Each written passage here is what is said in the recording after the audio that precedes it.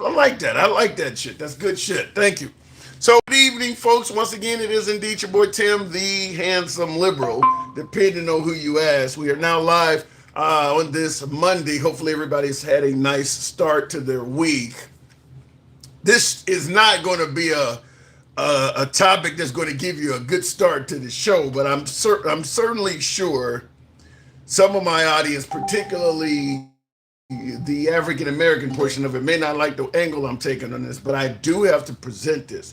This is, of course, not the only topic of the day, but I got to come to you with this, whether folks like it or not, because it's in the news and I think it's worthy of discussing.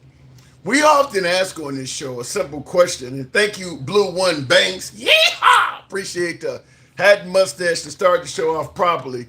We often ask this question on the show and get lots of pushback, if not anger, from some of my African American viewers, which is, can African Americans be racist? Can black people be racist? And they don't like to hear that. Well, this story is in the news. You see featured here, I don't know, there we go. You see featured here behind me these three young African American women.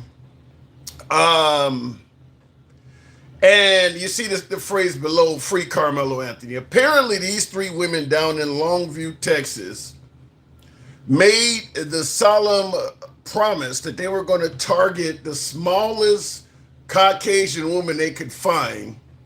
And they were going to do it on behalf of what they believe happened to Carmelo Anthony.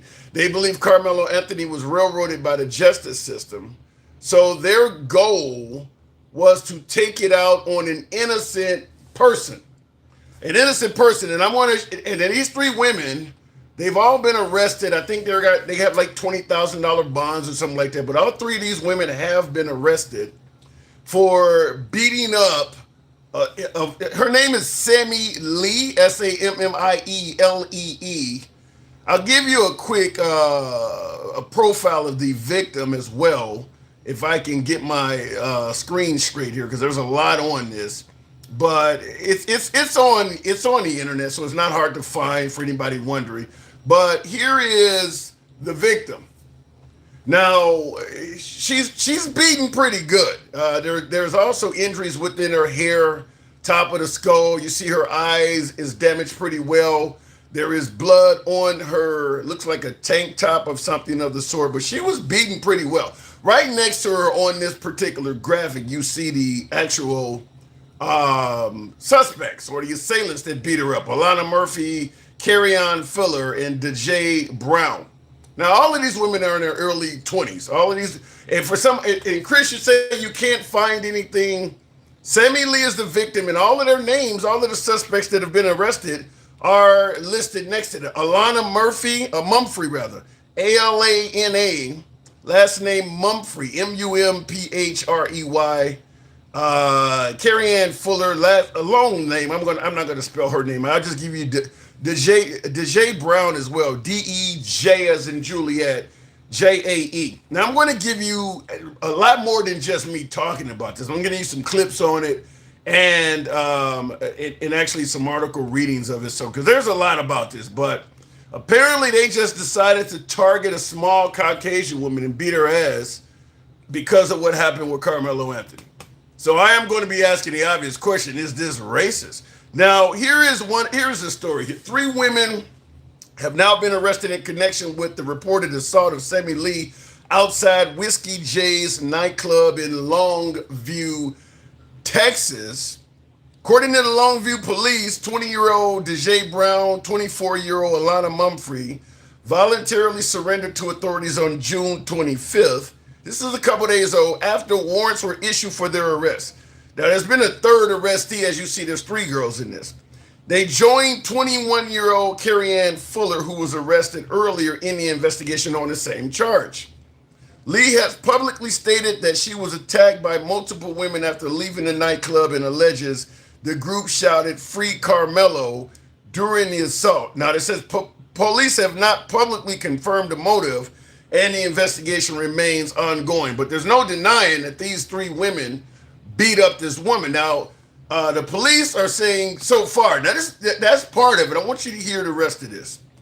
And this here is according to, now this is what Sammy Lee, the victim, is stating. According to Sammy Lee's profile, now says she's from Wichita Falls, Texas, and it's got her high school and stuff like that. Who cares about that? It says she shared several photos on Facebook where she is seen with injuries on her face and head, blood on her clothes, which I told you. She wrote, "I never thought I would make a post like this, but I have no choice. It's sad shit like this happens in real life. Tonight, me and my best friend went out for drinks in Longview, Texas. Everything was fine. We had no issues in the bar at all. The moment the night is over and we're walking back to the car to go home, I get jumped by a group of random girls. Never said a word to these girls, never looked at them, and don't know them at all. I moved to East Texas to get out of my hometown, and I'm a college student." So she's making it clear we didn't get into an argument or nothing. They just spotted her and started wailing on her, according to the victim. That's according to the victim. Now, as I stated, the authorities have arrested and charged these girls. So apparently there's at least enough to do that in the eyes of the police. So they have been arrested and charged with this. And of course, as I showed you earlier, this is the victim, and they got the sucker too. But this is for the purpose of seeing the victim. The victim has been beat up by somebody or something, obviously. Neck brace, blood on the chest of her clothing, blood on her eye above her eyebrow, and things like that. And there are also pictures of injuries to the top of her head as well. Now, in regards to the claim that they wanted to target the smallest Caucasian woman they could find, I would say that has to be kind of viewed as a success. This is a little girl. I mean, now, I don't know if you can see, you see what a door handle is? I mean, this person is small. This is definitely a little girl to be getting beat up by 3 people. So if that was the goal, to target the smallest Caucasian, they definitely found a little girl and beat the crap out of her. So we're going to talk about this, and oh, damn, I did, says LOO. So we're going to be asking a simple question of, is this racist? Is this intolerant? And because it was perpetrated by African Americans against a Caucasian woman, is it a hate crime? All of that's going to be discussed, and I want to give you a conservative, now this is going to make the conservative news. Obviously, you got a Caucasian victim, and you got African American suspects. The outlets like Fox News and stuff like that, this is the kind of stuff they live for. So you're obviously going to, if this is going to eventually be covered, it's going to be covered on right-wing networks. And I wanted you to just briefly hear a former Fox News talking head, Megyn Kelly, on this story.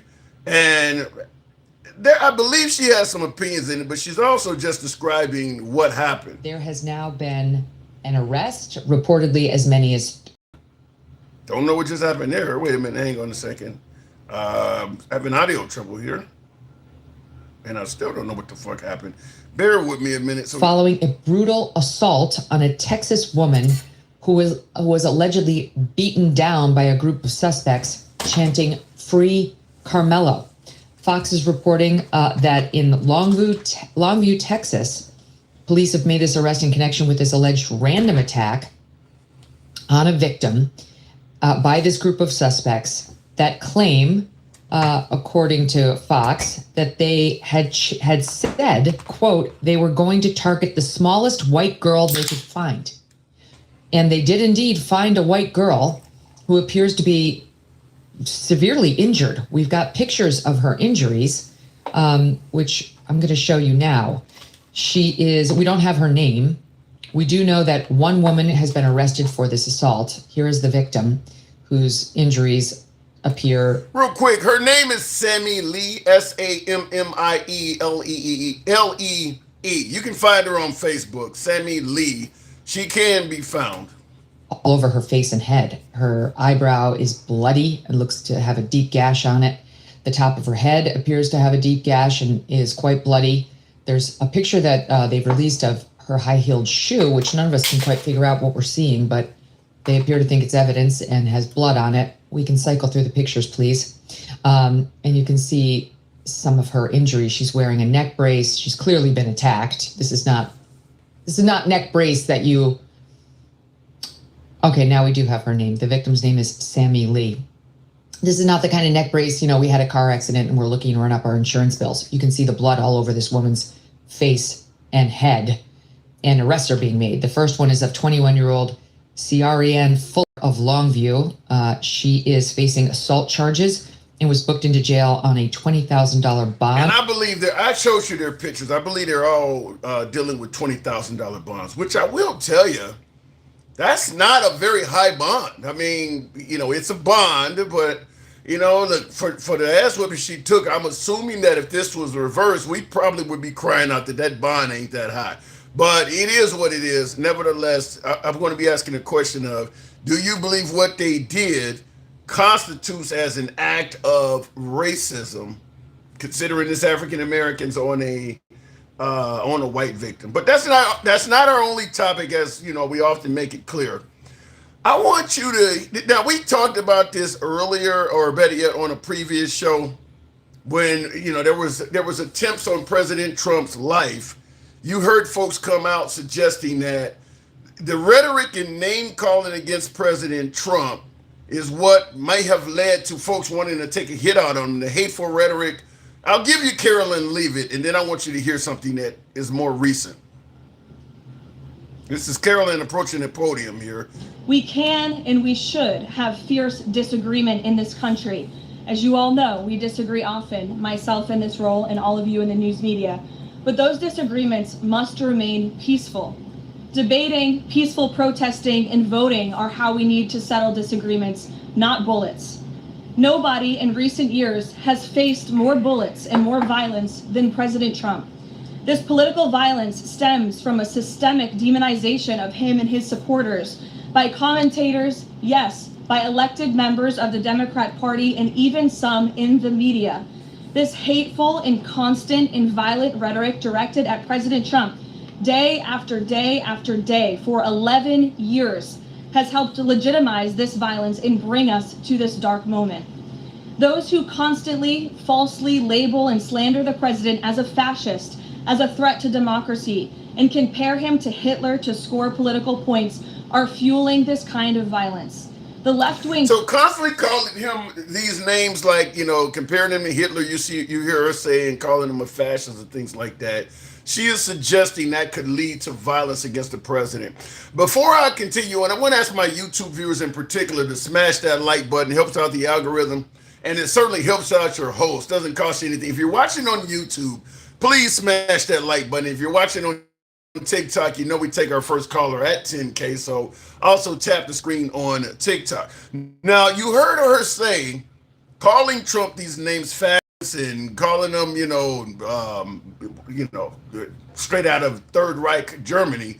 This stuff is what leads to attempts on his life. Now, what I want you to hear is something, if I can cue it up, that is somewhat more recent, in fact, very recent. This is after Mamdani, mayor of New York, he endorsed candidates that did very well in a recent primary election out in New York. On November 5th, 2024, the American people reclaimed our government. We restored our sovereignty. We lost a little bit of sovereignty last night in New York, but we'll take care of it. Don't worry about it. I don't want to be braggadocious, but you have I know exactly what's happened. If you want to see what congressional Democrats wish to do to America, just look at the result of yesterday's election in New York, where their party installed a communist as the mayor of the largest city in the nation.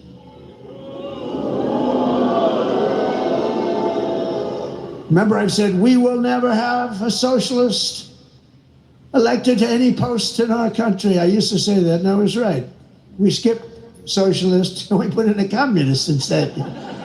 That didn't work out too well. But as I've warned for many years, our opponents are hell-bent on turning America into a communist Cuba or socialist Venezuela, and you see what happened to those places. For generations, Miami has been a haven for those fleeing communist tyranny in South Africa. I mean, if you take a look at what's going on in parts of South I Africa. just wanted you to hear a little bit of it. And you hear him saying, and this was right after Mamdani won, actually. This is not in regards to what just happened. This is back from November of last year after Mamdani won. But after Mamdani, his candidacy he endorsed won, Trump said something like this again, very similar. That, what they're saying is you have the choice between communism and common sense. That is what they're saying. They're suggesting that the Democrats are offering communism and that the conservatives are offering common sense. So you have a choice between communism and common sense. After last night's results, the decision facing all Americans could not be more clear. We have a choice between communism and common sense. Does that make sense to you? Common sense. It's common sense or communism. Now, the reason why I'm playing this is simple. You just heard Carolyn Levitt and J.D. Vance said something similar about calling all of the names to Trump is what is leading to people putting a hit on him. Folks, there is not a single politician running on a Democrat ticket referring to themselves as a communist. Why is this coming up? Even Mamdani does not run as a communist. Bernie Sanders doesn't run as a communist. There is not a single Democrat running for office that is openly claiming to be a communist. So where is this coming from? If we're going to suggest that name calling like this can lead to, assassination attempts and all of that, as Carolyn Levitt and J.D. Vance is talking about, are we looking at political hypocrisy here when they're claiming this when Trump is the victim of it, but they're remaining silent and even supporting when Trump is using the same type of language to victimize others? So I'm asking, is this indeed a case of political hypocrisy? Why is it okay for him to do this when no one is running as a communist? So he's actually affixing labels. I mean, I just have to ask, what's the difference between him calling you a communist if you're not claiming to be one and calling him a fascist if he's not claiming to be one? What's the difference? Is it political hypocrisy, yay or nay? Last topic before we end up moving on.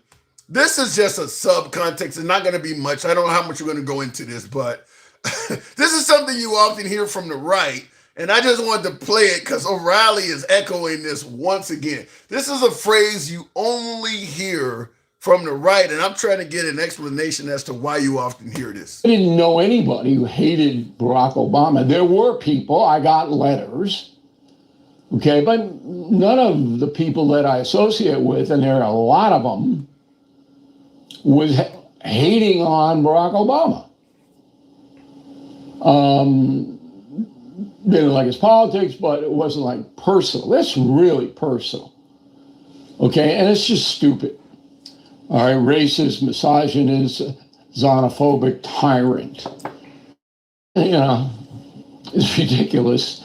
It's just ridiculous. Real quick, it's only a few more seconds left. He's referring to statements made by Robert De Niro. You've seen him in a ton of movies, from Casino to Heat to Godfather. I mean, Robert De Niro is not a fan of Trump, and I want you to hear how he addresses him at the end of this little clip.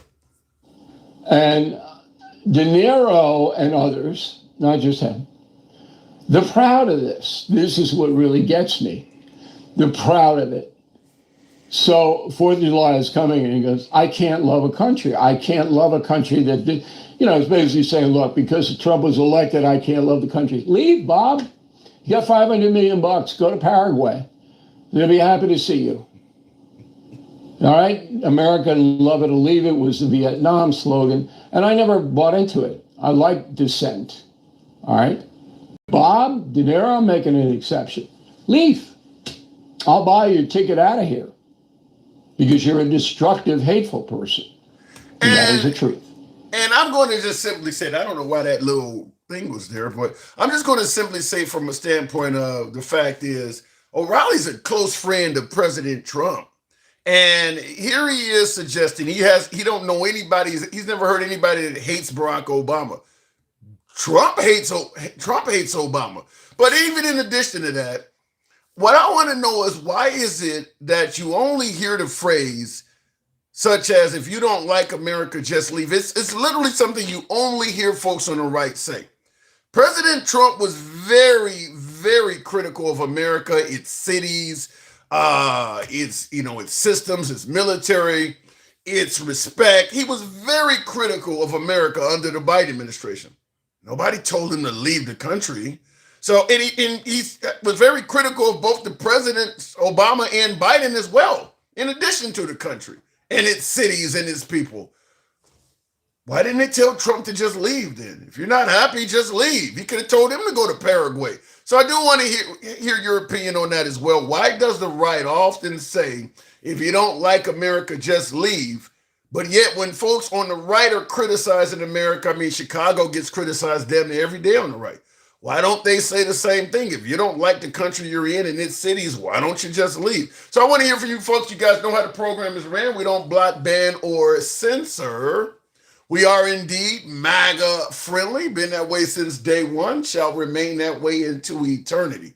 Nevertheless, liberals are welcome on the program as well. Our comments go left of Mom Donnie to I'm having dinner with Q.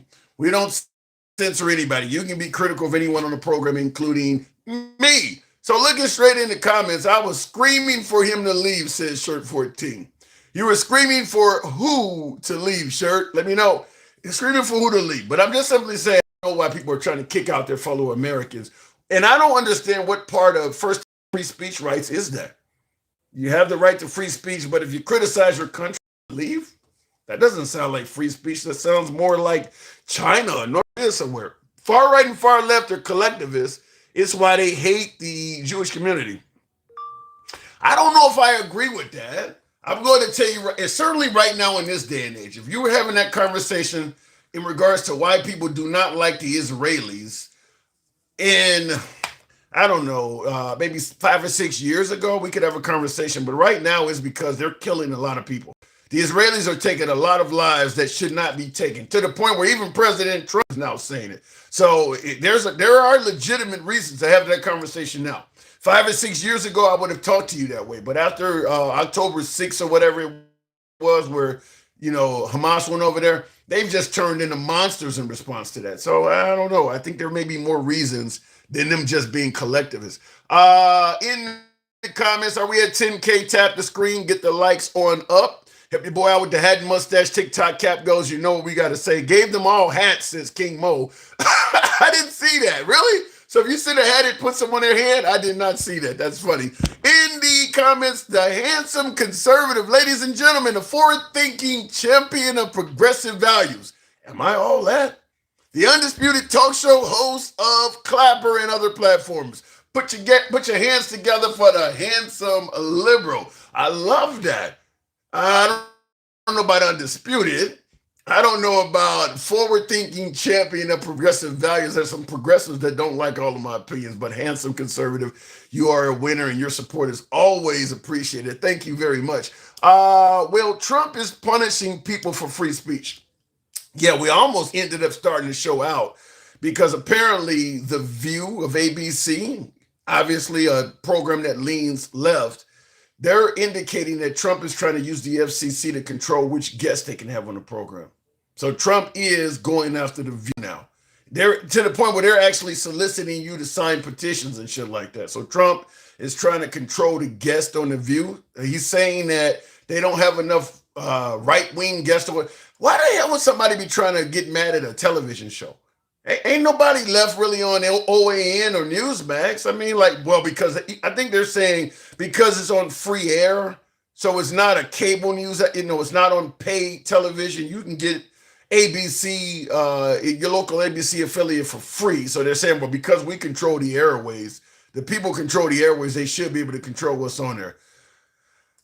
I want to hear from some MAGA on that one because I got an absolute pushback on that I'm sure they would not agree with. We had 10K. Tap the screen, going straight to the box. We'll start it out with the one and only Miss Mo Better. Good evening, Miss Mo. Welcome to the program. Happy belated birthday. Thank you. I'm an older man. Yesterday was my day. You the same age. My birthday was Thursday, the 25th. Oh, really? Wow. Okay, yeah, Yeah. we really are close on that. Okay, fair enough. So if we were together, we cancel each other out. I ain't got to get you shit. You ain't got to get me shit on. Pretty much. We go sit. You can watch me have a cocktail. We do whatever, you know. All right, fair enough. Well, happy belated to you as well. So thank you. Thank you. So I got to ask the question here. Are these African-American women, are they behaving in a manner that's racist? Well, I don't really know the story, and your screen is kind of backwards, so everything is backwards reading. Yeah, it just says chat is this racist, and at the bottom it's got their names and the statement free Carmelo Anthony. So are you asking, is that phrase that they said racist? No, or have they done something? No, I'm asking is their action. They, in regards to what happened to Carmelo Anthony, they allegedly decided to target the smallest Caucasian woman they could find and just jump and beat the shit out of her. No, that was dumb. That was I don't a race aside. That was just stupid on any capacity. So that's kind of slippery, but I wouldn't. Let's slide with it. Let's slide with it. Is it racist? No. Yeah. Take your time. Take your time. We got time. No. Because I mean, when it's retaliatory. When it's something like that, then I wouldn't say that it was racist because you have to see the why. It's retaliatory for what? The girl didn't do nothing to him. Didn't even know who the hell she was. They beating her up for something that happened to another black man. That's what makes it stupid. Okay, but does it make it racist? Racism is stupid too. It's dumb as fuck. We're not arguing that. We're not arguing whether it's dumb. We are. Let me ask you this way. In the comments, if they did it to her just because she was a Caucasian woman or whatever her race was, it absolutely is racist. Okay, there we go. You know what I'm saying? So if there was no provocation or anything, and they did it just because of her race, absolutely is. Yeah. So is that why they beat her up? Yeah, it's racist as fuck. Okay, and it's dumb on top of that. So the crazy thing is. Now that they just everybody's going to be them as far as race goes. Oh, look how black people act. No, black people don't act like that. Idiots do. Well, let's be clear. When we see what happened to Carmelo Anthony, there were plenty of blacks saying this is how white people act. I mean, it's just an idiot. Austin Metcalf may have been an idiot. They should have said that then. You know, you understand what I'm saying? Mm-hmm. Those kids, Austin, may he rest in peace. Him and his brother know a bunch of bullies. Right. They did it they F with the wrong guy that day, and it just caused a bad outcome for both of them. Right. And so in other words, because I've had a lot of guests come on the show, Mr. Mobetta, and suggest that it's impossible for African Americans or black people to be racist. But you're saying if the way I'm presenting this, where they allegedly targeted a white woman just because she was a small white woman that had nothing to do with anything, but in retaliation, that was racist. That was racist. And no, black people can be racist. Okay. We can, but as for the norm, though, we're not that people. We're not that people. Black people really are genuinely the most accepting, cheek-turning people in the world. And that goes back to statistics. You can look statistically. Black people, we accept pretty much anybody in. You're going to get a few instances like that where people are racist. Okay. Now you can call us prejudiced like a motherfucker. We prejudiced. Well, I'm going. The reason why I get the prejudice argument, but let's be clear: if three white girls, what are you talking about? Shut your dumb ass up, because I can get ignorant now. Who you speak? And I'm absolutely not racist.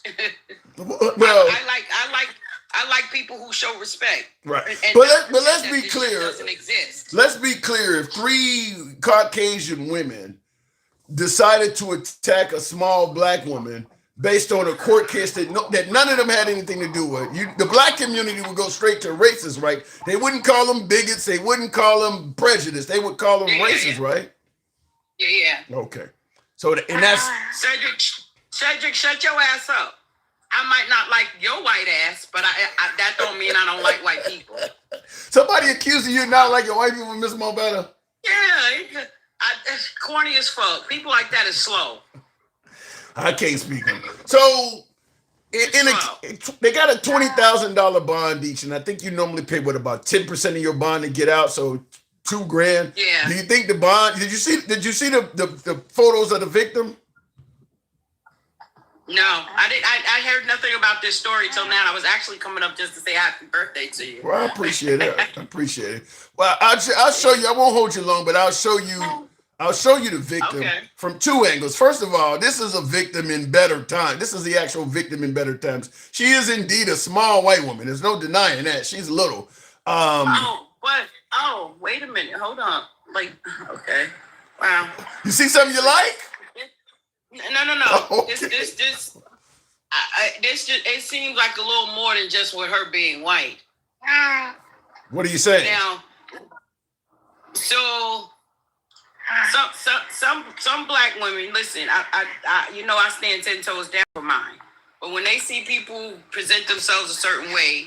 Oh my God! What you say? She looks black or something? Did he beating up her because she looked like a female Eminem? It looks like she kind of adopted like things that the black women do as far as culture with hair and listen. Yeah, I be out in these streets, Tim. I know how this shit works. That makes it even worse. But I mean, what? So what do the white women go around? Wait, hold on. So what are you saying? I don't know. So what are you saying? Wait a minute. So what are you saying that a bunch of white women go around beating up Mary J. Blige because she dyes her hair blonde? She presents herself as a white woman? They don't know because white women don't have the nerve black women do, Tim. You have to. That's not the same thing. You can't even equate the two. Is it nerve or racism? Is it nerve or racism? No.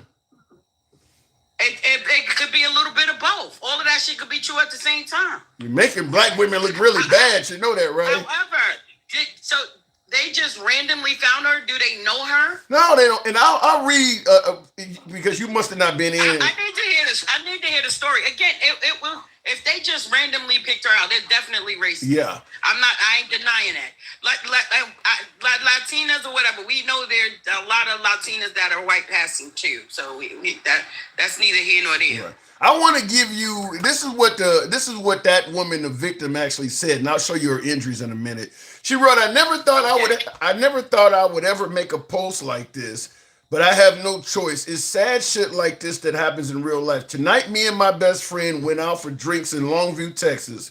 Everything was fine. We had no issues in the bar at all. The moment the night was over and we're walking back to the car to go home, I get jumped by a group of random girls. Never said a word to these girls, never looked at them and don't know them at all. I moved to East Texas to get out of my hometown and I'm a college student. That's what the victim is saying. Now, all three of them have been arrested for this. So the police apparently believe they have enough on them to make the arrest. And I'll give you, if I can find, I got so many damn graphics here. With them giving a complaint and she called an ambulance, that's enough for them to arrest them. Yeah. Now, for them to hold them, that's something different. Now, they would have to still fight in the court, but they could have arrested him just because she said that. You know what I'm saying? And then they put I'm not denying that even happened to her. I'm not denying that didn't happen. But when you're going to hear the victim's story, what else do we got to hear? Okay, they got arrested as a story. Like it's always a backstory, Kim. Well, I would love to hear the women that have been arrested coming out and saying this is wrong. They picked us at random. We ain't got nothing. I would love to see. I would love to hear it in too. Yeah, I haven't heard that. I'm going to assume those women could be found if they were just randomly rounded up for something they didn't have nothing to do with. I'm sure that TMZ or something they would be out saying that right now. And probably in a club area, he probably on camera doing it. But here's the rest of it. 3 women have now been arrested in connection with the reported assault of Sammy Lee outside of Whiskey J's nightclub in Longview, Texas. According to Longview police, now this is according to the cops, 20-year-old DeJay Brown and 24-year-old Alana Mumphrey voluntarily surrendered to authorities on June 25th after warrants were issued for their arrest. So if she don't know them, somehow, some way, the police figured out who they were because she don't know their names. Both are charged with assault causing bodily injury. They joined 21-year-old Carrie Ann Fuller, who was arrested earlier in the investigation on the same charge. And then, of course, the victim, Lee, has publicly stated that she was attacked by multiple women after leaving the nightclub and alleges the group shouted, "Free Carmelo," during the assault. So there you go. No, hey, listen, I don't even know what else to say about that. You know, It looks bad, in other words. I mean, on the outside looking at it, if they just did that because of how she looks, it's awful. It's awful because, let me see. Oh, they lumped that eye. They lumped the eye up. Yeah, she also has blood on her clothing. You see there on her shirt. Yeah, and there's wounds. But again, I need to hear the whole story. We can't just trust one side of these people's story. I'm sorry. I mean, you can't trust one side, but somebody beat her ass. We know that much. She didn't do this to herself. But who knows? She could have antagonized, but you think with her catching that kind of beat down, she's gonna say that I was effing with them? You think she's gonna come out and say that? No. But especially in a place like Texas, it's not gonna happen, Tim. They not gonna do that. No, but I'm just gonna say we know how we would act if this was the reverse way around. We wouldn't be, we need to hear both sides. We would be like, this shit is racist as hell. Well, but see, you see how people like emotion, how there's stuff that's why the government fired you and your ignorant friends with bullshit degrees. That's the trailer park trash that we be talking about. It's gonna bring up, yeah. He probably ain't got an ounce of teeth in his fucking mouth and still live in his mother's basement. So tell him to shut the fuck up because I got time today. It's gonna bring out the racism. And the government didn't fight. And this is why, Tim, I keep telling you, most of the time we mind our business. They come for us and then they get mad when we pull a them on them and they can't handle it. You could turn your face to the left and the right. It's not going to change our stance. I don't know about that. I'm sure. They're culture vultures that don't like to take accountability for shit that they start. And that's period. So this is a hate crime in your opinion, though. That's what they're going to treat it like, whether I think of it and think it is or not. They're going to treat it as a hate crime because allegedly she was minding her business. But like I said, we only hear her side of the story. We don't know, again, if she antagonized her, like that what's that guy, Chud, that's locked up, that was going around antagonizing black people and shit like that. People nowadays are conflating, they're getting construed audacity with authority. How do you? But wait a minute. How do you antagonize? How do you one person? How do you at her little tiny size? How does she antagonize three women that beat the shit out of her and not walk away a victim? First of all, Tim, you're in a bar, right? Okay. Didn't you say it's a bar? When you get alcohol in your system, it gives you, and that's what was leading to my next statement before you cut me off. People? They get audacity and they think that it's authority. So what happens is she know with her size and her complexion, she gonna call the cops and listen, I'm gonna call the police, they gonna be on my side either way.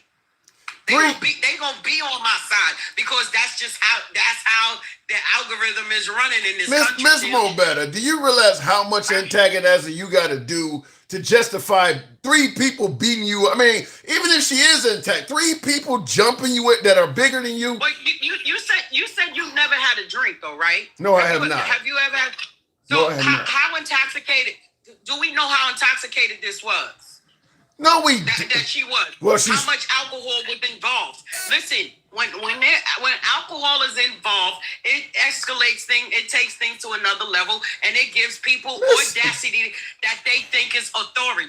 They're not listening. I think you're trying to create an out that does not exist. Don't you think the police would know if she was drunk? But no, hold on. Let me respond to you. Let me respond to you. Two things. First of all, the police would know if she's drunk out of her mind. Second, other bar patrons would be saying that if she was doing that. Third, in addition to them knowing and all of this shit, I'm trying to figure out even if she was intact, three people jumping on you. What can a drunk person say to justify three people beating the shit out of them? Bigger people. Maybe that's just how they roll. So it's still a crime, though. It's still a crime. Of course it's a crime. I'm not denying it's a crime. Yeah. I don't think the antagonizing angle. We live in a society where the reaction is judged anyway. The cause is never judged. It's always the reaction. The reaction is always judged. That's again, period. I don't know what else to tell you on that. I'll tell you one thing. And when you look at her picture, I'll say this: if Carmelo Anthony looked like this, I think he'd be a free man today. If Austin Metcalf had done that to Carmelo Anthony, the stabbing would be justified. No, he wouldn't. Bullshit. No, You think if he had a come on. No, he would not. No. You're dealing with a whole system of cronyism. You think they was gonna let that boy out? Knock it off, Tim. He's claiming self-defense, Miss Mobetta. This woman looked like somebody who needed self-defense. Carmelo Anthony didn't have a scratch on him. But the ones that beat her up, they ain't claiming self-defense. They just beat her ass. She probably was popping shit and they beat that ass. I don't think this is that how you want me to put it? Is that how y'all want to hear it? The woman said she never said a word to him. Because listen, they're going to judge our peoples either way because that's what they do. Well, it sounds like no. Tim is he trying to gaslight me today. No, I'm not. It sounds like you I'll leave it at that. We'll move on. You were just coming to say happy birthday, and I appreciate it. I was. Well, thank you for coming up. Stevie D. Hush. Listen, we already know that we are in a society where it's a lopsided justice system. Even though those girls probably was wrong, I'm not taking that away. However, they were going to be deemed demons and all kind of shit before any of the story even came out. We have to get out of denial about shit like that, Tim. And that's no longer fluffing. That's denial. Well, let's make sure we get out of denial about the suggestion that blacks cannot be racist, because some people are in denial about that as well. Because if this went down like they're saying, this is clearly an act of racism. Yeah. If that's why that happened, that's exactly what it is. We'll leave it at that. What I need people to do is stop generalizing. Stop generalizing, and that's the problem. This is why racism is still alive and well today, Tim, because they'll get things like that and generalize the entire population. And when you have somebody that's supposed to be the commander-in-chief, that's bipartisan and all of that stuff, when he fuels this stuff, that's why the country is so messed up. Your body is only as good as your head. The so-called leader, the head of this country, is worse than them three women, in my opinion. Fair enough. I got to move it on, Miss Mobetta. Happy birthday to you as well. Thank you. Yes, happy birthday. You too. Appreciate it. Tap the screen, get the likes on up to 20,000 if you will.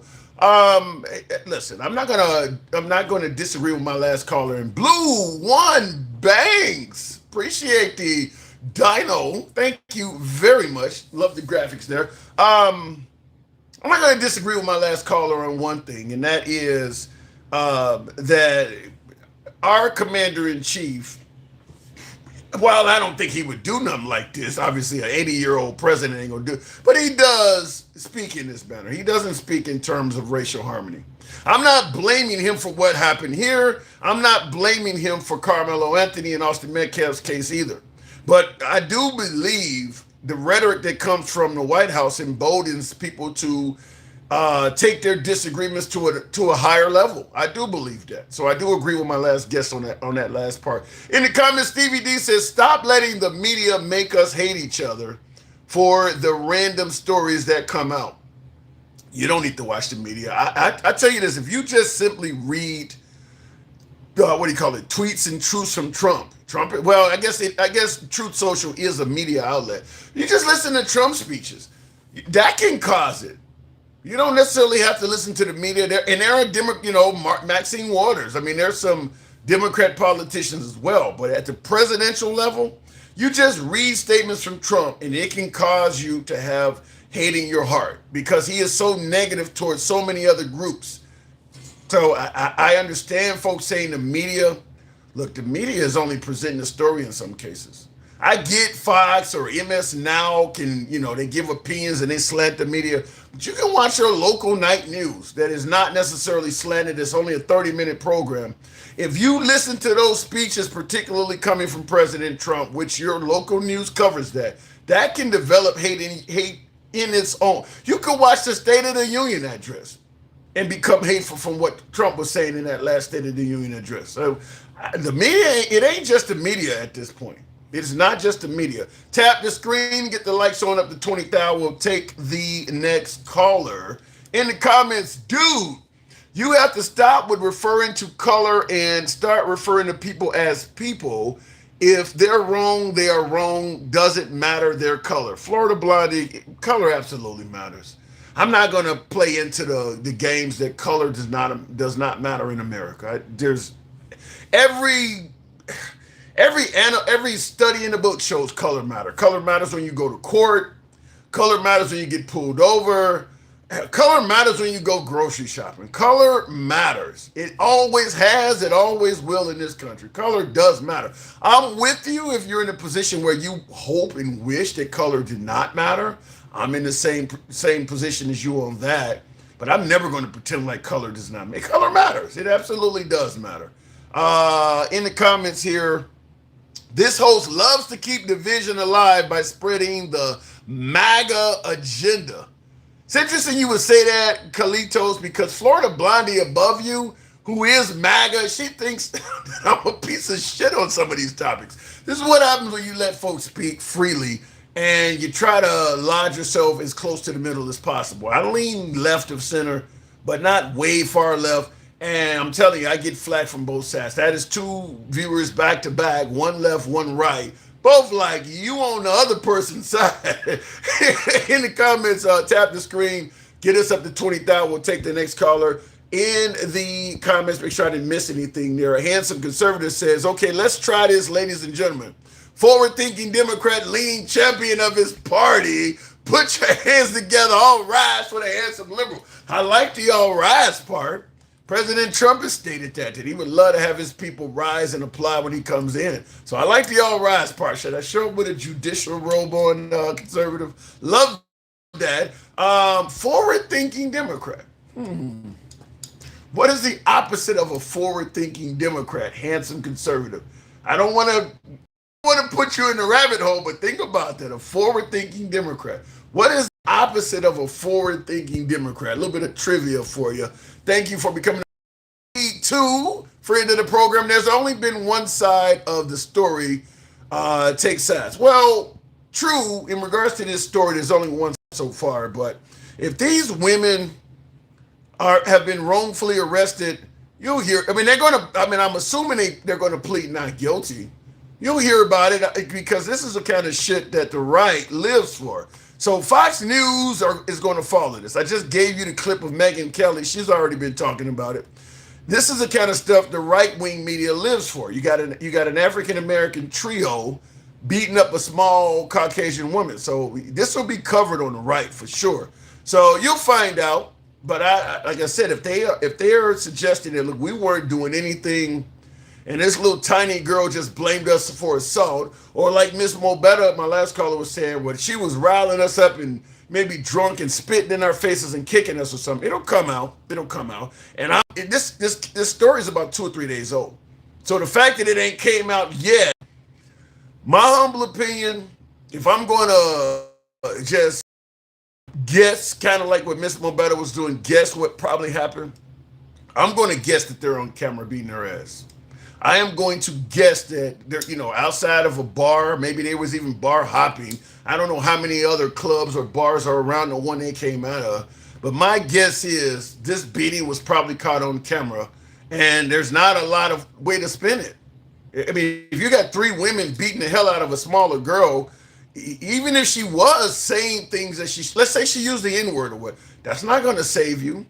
If a tiny white woman walks up while you and 3 of your girls or 2 of your girls are in a bar and she calls one of you guys the N-word, you're not legally allowed to beat the shit out of her, so that's not going to save them either. So my guess is she is not on video doing anything to them. That's my guess. I'm just guessing, but my guess is the beating took place on video. That's what I believe. Stop generalizing FTW. What does FTW mean? Fuck the world? We the rabble? In the comments, we know they beat her ass, which they should be in jail for, but using race narrative is getting old. If they specifically stated they were targeting this on behalf of Carmelo Anthony, then yeah, they were using race narrative. Anyway, let me go back to the box. Are we at 20K? Tap the screen, get the likes up, help your boy with the hat and mustache. TikTok cap goals. We'll go to Jeremy. Good evening, Jeremy. Welcome to the program. Now, Jeremy, have you heard this story? If it brings them up, have you heard about this? Yeah, I heard about it. What is your take on this? Well, first off, I want to give a little credit to Mobetta. Now I feel that she was kind of forced to admit that this is both wrong and a racist attack, in a way, because kind of like Kyle Rittenhouse, there isn't a whole lot of ways to slice it. Well, wait. What do you mean by Cal? Because Kyle Rittenhouse attack obviously was not racist. What are you saying? No. But I'm saying that was a clear-cut story, and I think this is a clear-cut one too. Okay. So a clear-cut case of racism. I mean, because, and the only reason why I'm bringing it up, in addition to it being a modern story, but you do have a lot of African Americans that say that blacks cannot be racist. And so to me, this doesn't, I can't put this in any other category other than it being racist. Yeah, I know. And the thing is that the reason why they say black people can't be racist is because if they can be racist, they can be held accountable for being racist. And then the rules have to go in both ways. And that's not okay on people who are race hustlers. And I don't want to say black people, because most black people like yourself don't buy that. Most black people don't think that black people can't be racist. But for those who do, they're just doing it. They're just trying to get a way where they can't be called a certain word that has a lot of negative connotations to it, for doing actions that are clearly just as bad as the Klan.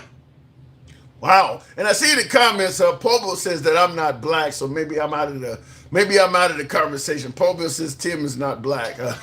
So I don't know. I don't know if I totally agree with you, but what you're saying is black people don't want to suggest, they're suggesting they can't be racist. That way they won't be held accountable for being racist. I can't disagree with you because it does shock me why any group of people would suggest that none of us can be racist. They can be racist to us, but we can't be racist to them. That just never made sense to me to begin with. Did I lose you, Jeremy? I may have lost my guest. All right, fair enough. We'll move it on. I don't know if he had a call or something. Let me know on TikTok in particular. Can you guys still hear me? I didn't lose you guys there. Jeremy says something every day that makes me realize I'm actually pretty intelligent. Scumbag, really? Okay, you guys can hear me? Okay, I don't know what happened with my last caller.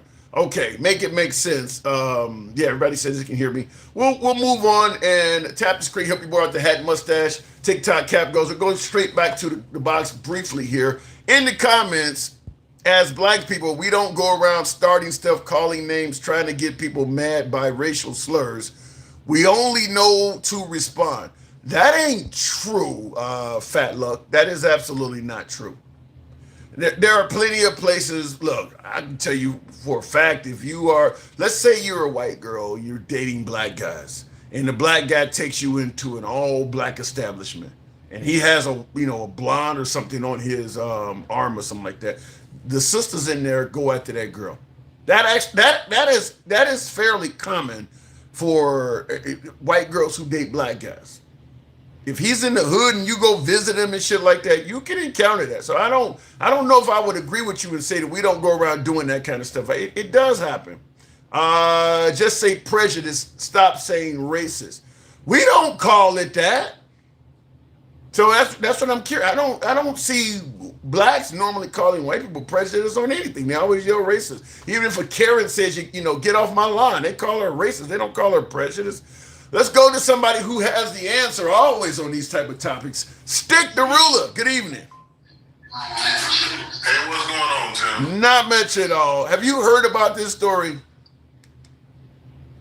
No, I ain't heard about that story. But you know what's weird though, Tim? Why you ain't talking about what Mike Johnson was saying? I get it. You switched it up, but I mean, now we on the racist stuff, huh? Versus what? Well, we talked about Carmelo Anthony, multiple shows. A beating happens because of Carmelo Anthony. Where we should skip this one? No, we shouldn't skip it, but we should at least get both sides of the story before we just run with the narrative that's being thrown out. I think that's what Miss Mobetta was saying, because we just heard one side. Well, this story is about. What if it's the total opposite? Like you said, she was under the influence. She was beside herself, said something.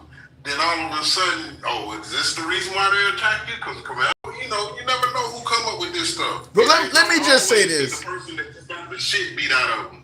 I'll just say the same thing I told Miss Mobetta when she said something similar to you. I think we're contemplating or guessing there may be other possibilities to this because of the racial makeup. Because I'm gonna tell you something. If I was doing this same story and this was 3 Caucasian women on the screen and they had beat up a little tiny Jada Pinkett African American woman, I don't think the whole let's wait and get the other side of the story will be coming out.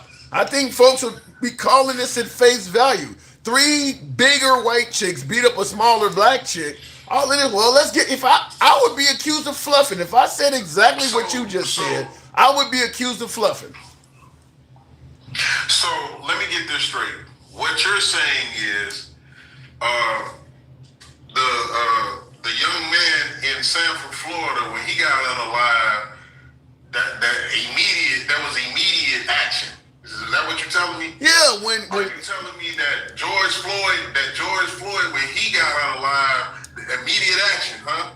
I'm saying when George Floyd got taken out, it led to riots because there weren't. In fact, all of those cases you're mentioning, that's why you had the protest and you had the outrage because there was no immediate action. Oh, so that's my point. But all of a sudden, it's immediate, and we know everything. They did it because of this. They was saying that. You said the story is 3 days old, and already we got narrative, motive, and all sorts of other shit, and everybody can come up with they were just out there just being racist. They just decided to do this, huh? No, we don't have all. No. The part where y'all went in detail about Carmelo Anthony, like they did it because of what happened to Carmelo Anthony, and they were just out looking for where is this narrative come? Did they say that? These women have not released a statement. It's been multiple days. If they just were innocent people and they got rounded up for no reason at all, you would have heard from them by now. You would absolutely have heard from them. No, you ain't hear the question I asked. No, when you're bringing up a lot of stuff that has no, you're bringing up a lot of stuff that has no relevance to this. I could have sworn I heard somebody say they did it because of the verdict of Carmelo Anthony. Yeah, the victim is saying they yelled, "This is for Carmelo Anthony." That's my point. So that's my point. Like, where is she getting that narrative from? Did they say that? And she heard them say that? That's what she's saying. That is what she's alleging. Is they said it. Yes. Oh man, get the fuck out of here, Tim. I ain't Tim. So you don't. So you just wait. So you just don't believe the victim is what you're saying. What I don't believe is that's the reason why they did it. I ain't saying they didn't do it. I just said I don't believe that's the reason why they did it. I'm with Miss Mobetta on this one. That don't even sound like us. Like that don't even sound like none of the really intelligent black females. Yeah, the most intelligent women on earth. No, I don't. Okay. Let me respond in a little bit of detail here. These women are accused of beating her up because of Carmelo. You're saying that don't even sound like us. Let me tell you something. We are known for going and getting pissed off with police and taking it out on a Best Buy or CVS store that has nothing to do with the case, but this don't sound like us. We'll go burn down shops in our own neighborhood over being some drama with the police. But this don't sound like us? Really? Nope, not at all. How? Yeah. Does it sound familiar? Nope, not at all. It don't sound correct. It don't sound correct. No, I'm sounding like my counterparts, MAGA. Nope, I don't know what you're talking about. Nope, didn't see it, didn't hear about it, don't know what you're talking about. We are not those people. We just don't go around randomly doing hate crimes. Yeah, we don't do that. That sounds like other problem. You ain't never. You know what? They beating it. Wait, hold on. They beating the shit out of Caitlin Clark in the WNBA right now as we speak. For no other reason other than she's a white girl that's successful. We do this stuff. What are you talking about? And I've seen Caitlin Clark do some little shit she didn't think the camera caught. So at the end of the day, yeah, it is what it is. Sometimes she get her ass whooped and beat up because she done did some dirty ass shit, and that's just get back. You don't do the shit. Remember she started the little shit with the hand in the face type shit? Yeah, I remember that in college. Yeah, I remember that. Woe is me. They did the hand thing in my face. Bitch, you been doing this shit the whole time. Shut your ass up. I'm just simply. You can dish it out, just like you said, Tim. If you can dish it out, you better be motherfucking able to take it. I don't disagree with that. I don't disagree with that part. The part I disagree with is making it sound like it's just white people that go around committing hate crimes, and that ain't like us. We absolutely do stuff like this. We absolutely do this kind of stuff. So other than this one, tell me about a black hate crime that like towards white folks that we done did. They made national headline news in 3 days. I'm waiting. Reginald Denny getting dragged out of a truck during the Rodney King beatings. That was in the 90s. You said give you one. Oh, so now it's a time frame. Okay, did it happen? How many times since then have black men been strung up or been done? Man, come on, get the fuck out of here, Tim. That ain't us. You talking about one anomaly. One anomaly. Oh, it's an anomaly now. When it happens to them, it's an anomaly. Before Resident Dental, he was the only one. Like, what are we doing right now?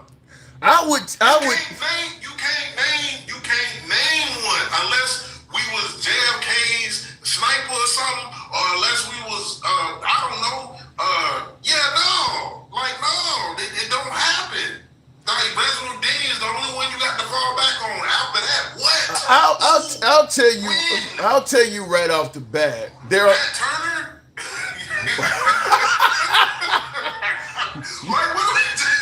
What? You gotta be. I'm gonna tell you right. You gotta be crazy if you believe that blacks do not attack white people. Go ask any Caucasian person that grew up in mostly a black neighborhood or a white woman that dates mostly black dudes and go to his hood. They got stories. You may not believe them, but the idea that we don't attack them, it's only them attacking us is wrong.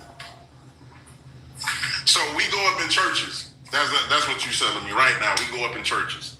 I mean, I know the church in Chicago got robbed. Yeah, it happens. What are you talking about?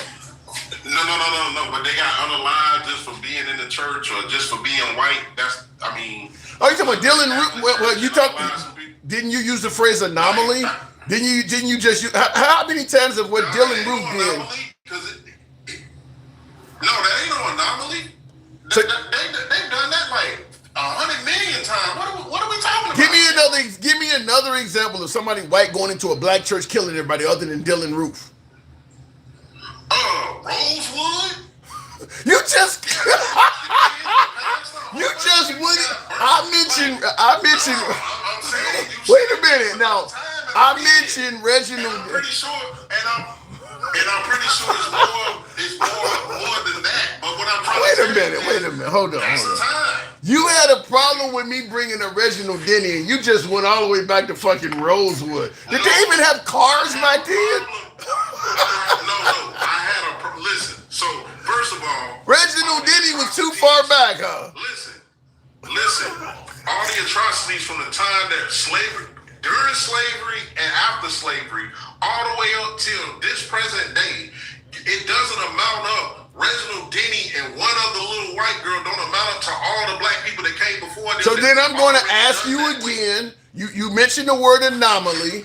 Give me a time of somebody white going into a black church and offering people. You said you don't like anomalies. You made it sound like it's something that's happening. Give me something else.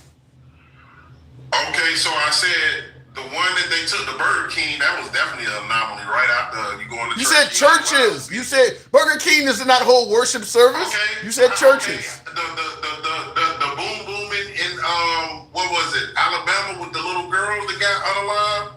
What? They've been doing. You don't know about that? About the kids that died in the 60s? You still in the church? You got mad at me with Reginald Denny and all this stuff you bringing up is 60, 70 years ago. No, but what I'm trying to tell you is, Tim, they've been doing it a long time. Okay, so can I throw that shit, so can I throw Nat Turner in there for taking out hate crimes? I mean, if you're going all the way back, can I do that? You laughed at Reginald Denny. I named Nat Turner. I named Nat Turner. I named Nat Turner. I said, how many times have we done what they do? And I said, you said, well, Reginald. Then I said, okay, before that, who? I said, what? Damn, Nat Turner? Like, that was my right. point. And I did the same thing back to you. The churches thing, and I said, other than Dylan Roof, who? And you were drawing just as many blanks as I was. You had to go way back also. No, I didn't. I told you about no. You said Rosewood. Your answer was Rosewood. That happened in the 60s. That's further back than Reginald. I also said Rosewood, and then I turned. It ain't happening, Stig. Back more close. The Stig. bombing of the church with the little girls. Stig. And the point I'm trying to make is if you're going to worship service in America as an African American, you have virtually no risk of somebody white coming there and harming you. You got a better chance of winning the lotto than that happening. That is not happening. Do you really believe that's something? Okay. So how about this one? When you say that, does that include mosques? Does that include Catholic churches? Because we just had something happen in the Catholic church with a man and the priest, and everybody had to go in there and like, what are we really talking about? We're talking about African American services. Listen, we're talking about for the racist person. This is what I need you to understand. For the racist person, it don't matter what church it is. If it ain't whatever they are, in the sense of Baptist or something like that, they gonna run up in there and they gonna do what they do. I don't care if it's a mosque. I don't care if it's a synagogue. They've been doing it and been doing it for a long time. I'm talking about that. I'm talking about that. We were talking. You're moving the goalposts. We were talking about African Americans. Now you're talking about synagogues and mosques, and you don't move the goalposts. I ain't really moved the goalposts. What I showed you is they don't discriminate. If it ain't them, they ain't worried about it. They gonna unalive it, get rid of it, treat it worse than they pet. They kiss their pets. They make love to their pets. You know what I'm saying? No. So at the end of the day, we ain't shit to them. They make love to their pets. Come on now. I'm going to say what I'm going to. Did we just have a wife catch one on camera? Yeah. The lawyer in Houston. Oh, okay. The lawyer in Houston. But what you're doing is what you are doing is what we don't want them doing us. You don't want to take one-off cases and generalize a whole race of people. I mean, the average white person is not having sex with pets. It's not happening. So you. No. You disagreeing? You disagreeing? What I ain't gonna do is let them do what you say I'm doing to me. And I'm gonna just sit there and take it. No, I'm gonna fight fire with fire. Okay, that's fine. I'm gonna be an asshole. No, I'm gonna be an asshole. I'm gonna deny. I don't know what you talking about. And I'm gonna say what I'm gonna say. And it is what it is. Freedom of speech. I got that right. What's wrong with you? Nothing wrong with that. But I'm going to say what I just said again. If you are an African American and you go to church every Sunday, you have virtually no chance of somebody white coming in your church and harming the congregation. You have a better chance of playing the lottery and hitting that. Just think about how many churches hold service on Sunday in America every single Sunday in this country. African American churches. They're all you got to have tens of thousands of services every single Sunday. Out of all of the millions of services that get held every year in America, how many times does that happen Like I said, lottery odds. It's literally lottery odds that something like that would happen to you. So, it's always lottery odds. But Am I wrong about that? It shouldn't be happening, period. But it should be happening, period. I agree with that. Like, for instance, it goes further than just churches and mosques and all of that. It goes to family gatherings. Dude pull up to a family gathering, don't like, I don't know, the music or the trap, whatever. But ain't nobody saying paying attention. Lottery odds. Still lottery odds. The house. It's still lottery odds though, Stick. Again. So we go to white neighborhoods and we light up they front yard. I'm sure it's happened before. Okay, cool. I mean, it's lottery odds. See, that's the fluffing. That's the fluffing. You ain't never seen a whole bunch of dudes go up to Beverly Hills and light some shit up in a white neighborhood. Stop. Tim, stop, man. Just stop, bro. That would be like me pushing back and saying you never seen a white guy come to the hood and rob a liquor store or rob a 7-Eleven. I mean, we go out to their neighborhoods and do that. They don't come to. I mean, there's some crimes that are perpetrated by one side over the other one. I mean, I agree with you there.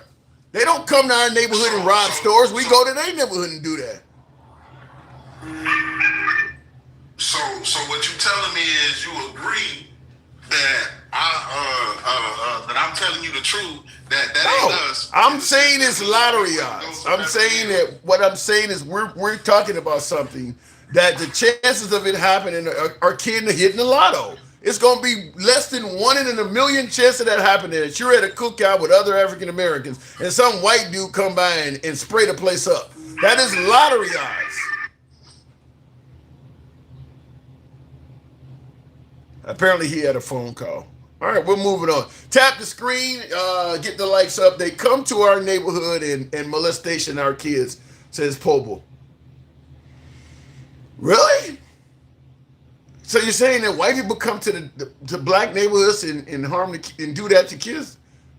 Give me some examples of that. I'm not gonna say no because I know how bad religions are. So yeah, there may be a greater chance of that than lottery odds, because if you put your kid in, your kid is a Boy Scout and the troop leader is white, or something, that can happen. The coach of the football team is a white dude. That absolutely can happen. The molestation part is going to be greater than lottery odds. Now you may be talking about the pick 3 odds or something like that. That absolutely happens. So I'm not going to disagree with that part, Pobo. It is lottery odds that they single us out about being in so-called, what are you saying? It is lottery odds that they single us out about being in so-called their neighborhood. I don't quite get that one, Arlita. Look, people going in the wrong neighborhood and getting harassed by the police, that's greater than lottery odds. That most African Americans can tell you that either happened to them or they know somebody that happened to. The police just, what do you call it, profile and stuff. That happens. That's common. Now that actually happens. But some of the stuff my last guest was talking about, that's a different story. One is too many, Kareem. I don't disagree with one being too many, but I don't think one is enough to have a whole fucking cause about it. There's just way more things that affect us as a people or affect the country as a whole. This is stuff that affects no one. This is similar to what I often say about Trump, talking about gender reassignment surgery for children and, LGBTQ folks. It's lottery odds. That it should have become that big of an issue with the right, because it doesn't affect anybody. This is kind of similar to that. It's lottery odds. You at a cookout in the hood worried about a white guy coming by and spraying the people up. That ain't about to happen. That is just not likely to happen. In the comments here, I remember Trump said no more wars. He said he was going to end one in 24 hours as well. I mean, if you go by Trump's campaign promises, you're going to come up short. Racists don't discriminate. Gold.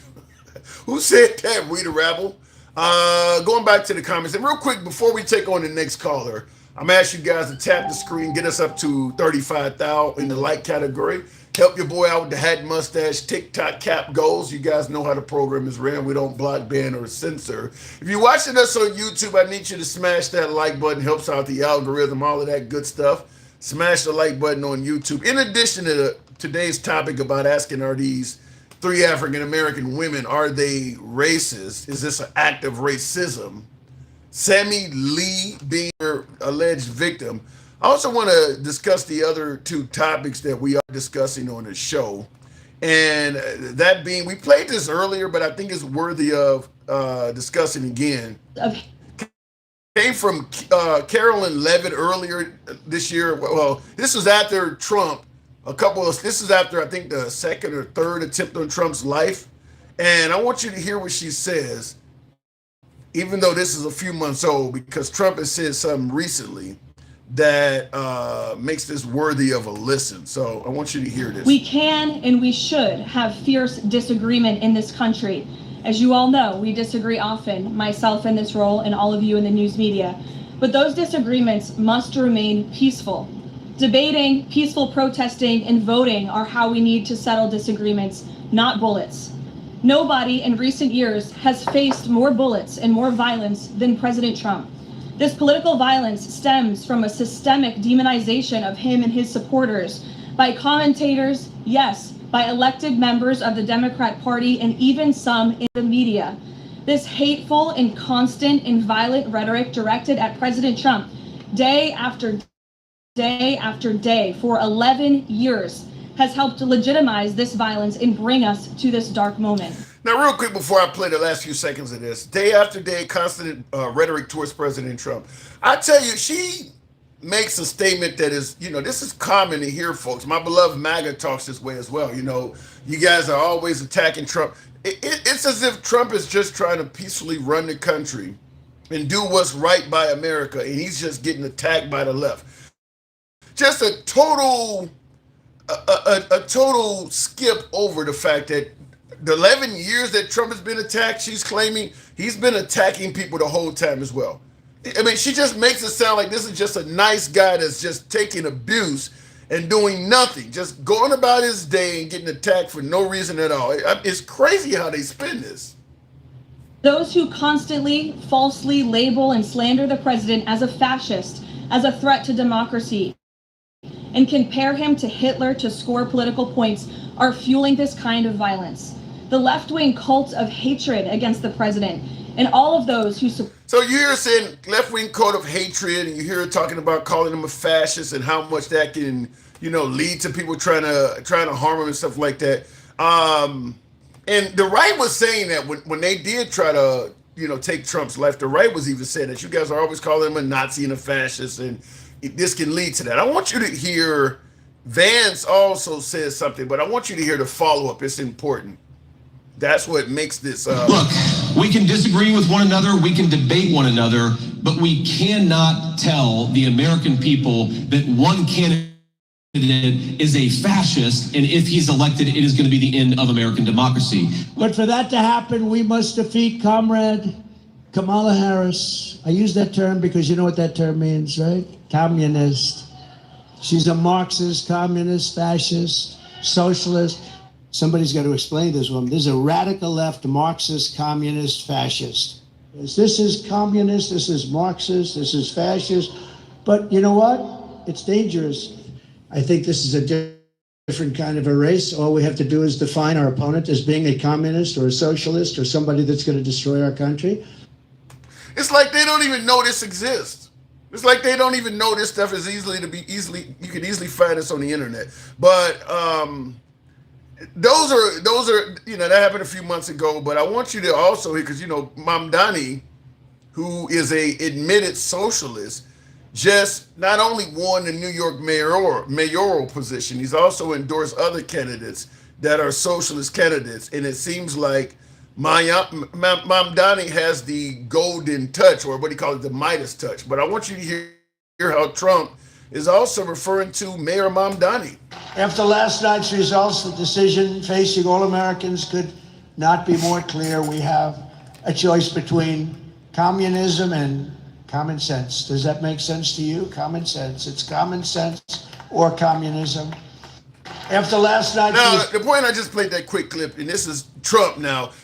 It's crazy that they would suggest that calling him these names could lead to an attack on him or a threat to his life when he has a long history of doing this, as you just seen, to everybody from Kamala Harris now to the Mamdani, who just came on the scene and won a mayor spot in New York. So Trump regularly is using the terms that they're trying to defend and say it's wrong to call him.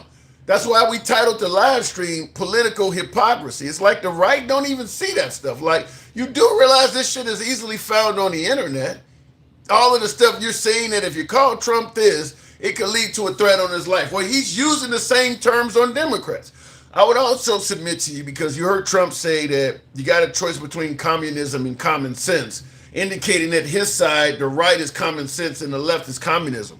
There's not a single Democrat politician running for office that's openly calling themselves a communist. Nobody, even Mamdani, does not refer to himself as a communist. That is a label that Trump is affixing to them that nobody is claiming. So I would have to ask, particularly my MAGA viewers, is it really wrong to call Trump a fascist when he's knee deep in the mud doing it himself? How can you defend anybody calling Trump this stuff when he's doing it? Nobody's running in this country for office on the left as a communist, but yet he's saying it every single day on the television. He's affixing labels and saying that they're threatening our sovereignty, and then indicating when you do that to me, people are trying to take my life and it's wrong. Hypocrisy in politics is what we're talking about. Tap the screen, get us up to 30,000. We'll take the next caller momentarily. If we had a dictatorship, we wouldn't be able to vote. What does that say? We wouldn't be able to vote for our leaders, so people need to drop that bullshit. They didn't drop it when Obama was in office. There actually was a book written by people on the right called Obama's Third Term. They were saying that when Obama was in office, that and he was going to try to. I don't know why folks at Florida Blondie, I don't know. You know your side is doing this shit. I don't know why all of a sudden, once this stuff is done to Trump, it's so wrong. Dictatorship is wrong to call Trump that. And by the way, understand that most dictatorships start out with an election free and fair. Adolf was not put into power by any other way than they elected him into power. They elected him into power and he became Adolf. And I think that when folks suggest that, let's say President Trump is trying to be like Adolf, they're not talking about 1941 Germany, 1942, 43 Germany. They're talking about in the early 30s. They're talking about how the rise to power happened. In the beginning, he was elected by the people. He slowly got in there and started doing things like taking out opposition, suggesting that the media was unfair and trying to control the narrative with the media. I mean, a lot of the things that Trump is doing now, you can compare to the early part of Adolf's rise. I'm not saying he's trying to be Adolf. I'm not saying he's trying to do that. But I am saying that a lot of similarities do exist. One being the dislike of immigrants, two being the way he treats the media. You can't trust the media, you can only trust me. And I'll tell you one thing, that's absolutely how MAGA views it. MAGA doesn't really trust any media outlet. They trust Trump, period. So he does have a lot of similarities to that guy. Let's just hope he don't turn into that guy. Trump has a lot of class. It's a shame all low. Damn. So all of his class, he has a lot of class. It's just all low class up. Tim, what did you think about what Jake Lang did yesterday at the BET Awards? I'm not aware of what happened. I was celebrating the birthday and then I did a live. What did Jake Lang do at the BET Awards? I'm going to have to end up checking that out. I don't know what he did. What a guy to trust, says Giant Robot. I'm simply saying that. Yes, MAGA trusts Trump over everybody. I don't think there's anyone in existence that MAGA trusts more than President Trump. No judges, no other politicians, no talk show hosts, no one. I don't think there's anyone that can tell. And what do I always say on the program? We give the fictional example.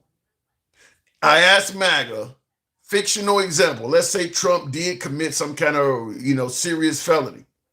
If Trump is claiming he's innocent, who could tell you and you would actually believe him? Let's say he really did do something wrong, but he's claiming he's innocent. He's lying about it. Who could tell you and you would actually believe it? The answer is no one. Maybe if I saw, exceptionally clear video footage, I might. That's about it. That's really about it. There is no one that could tell them that. So it is what it is. Tim watching the BET Awards. That's funny. Yeah. Okay. In the comments here, moving on. Tap the screen, by the way, get us up to 35. We'll go to the next caller. We'll make it happen with Gangsta Grandma. Good evening, Gangsta. Welcome to the program. Oh, you stay flipping with that shit playing on your tonsils for real, Tim. Oh, God. You over here saying, oh, it's a lottery. If they pew up a damn church, they be doing it all the fucking time. Negro. Give me 3 examples. Give me 3 examples. You said all the time. Give me 3 examples. Give me 3 examples. Thanks. I said they do it. They did 3 churches. They wasn't Baptist or nothing. They did 3 churches in 2025. Then, you know what? They don't even go out to all the churches. You know what? They go out to our schools and shit. What are you talking about, Willis? I mean, are you a fool? Then they went to a black neighborhood and pewed up a damn grocery store. So miss me with that bullshit that they don't do nothing. You know what I mean? Come on now, dog. I just made it clear. Be that fucking white. I just made it clear. Can't be that fucking white. Your mouth, dog. I mean, it ain't that damn fucking good, is it? I just made it clear. If you're an African American going to a black church, you have lottery odds that somebody white is going to come in that church and do something.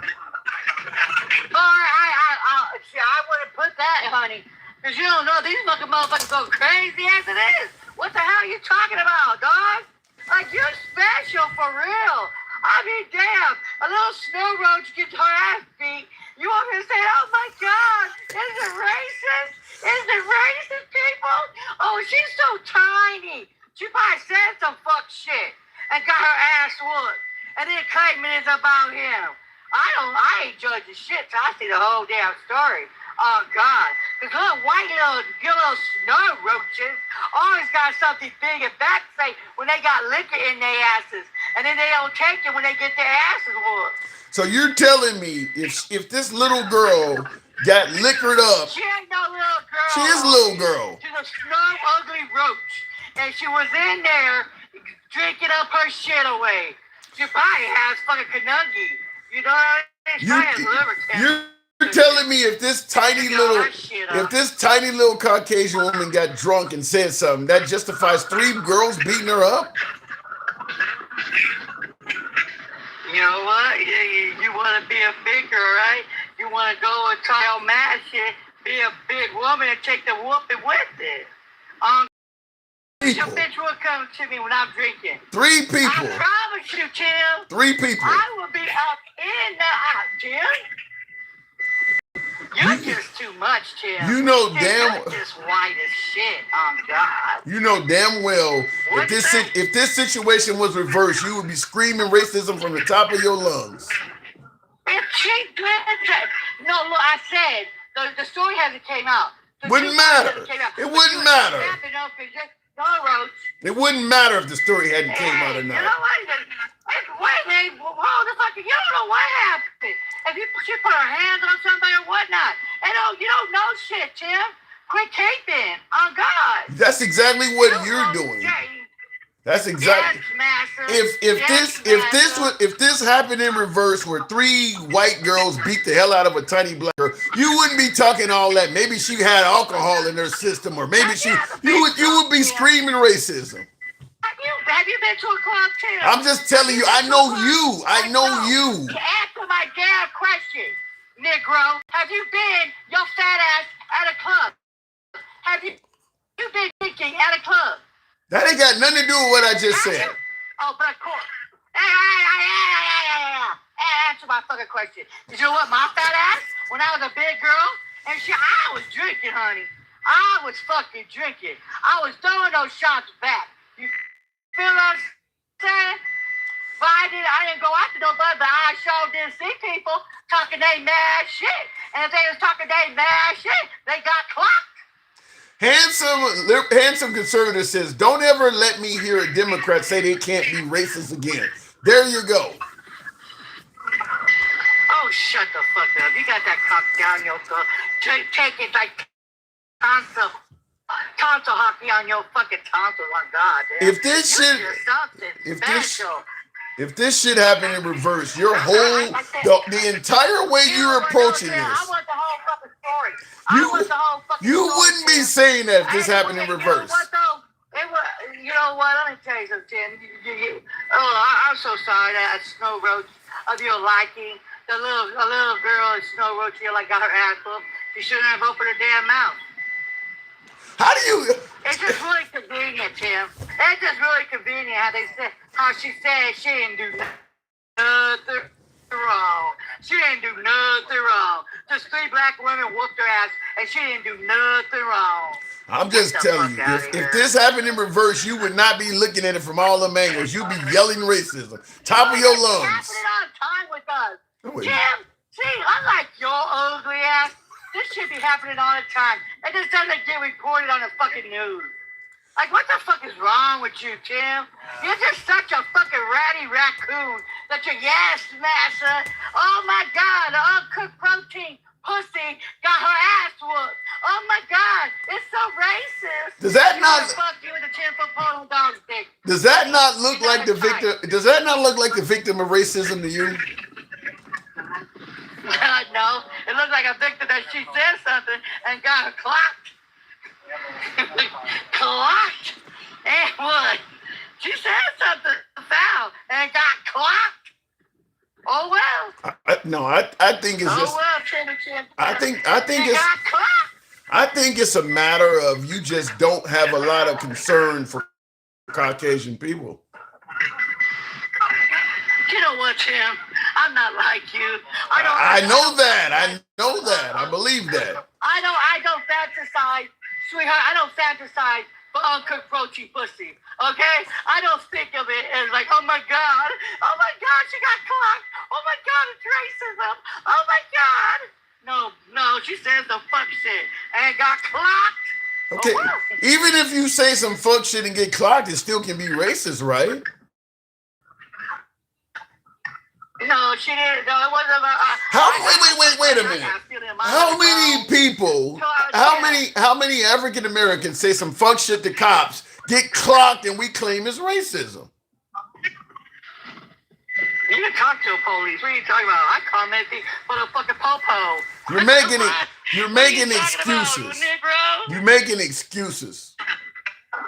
I'm not making shit up. Yeah, I haven't heard the whole damn story. I haven't heard shit, Jim.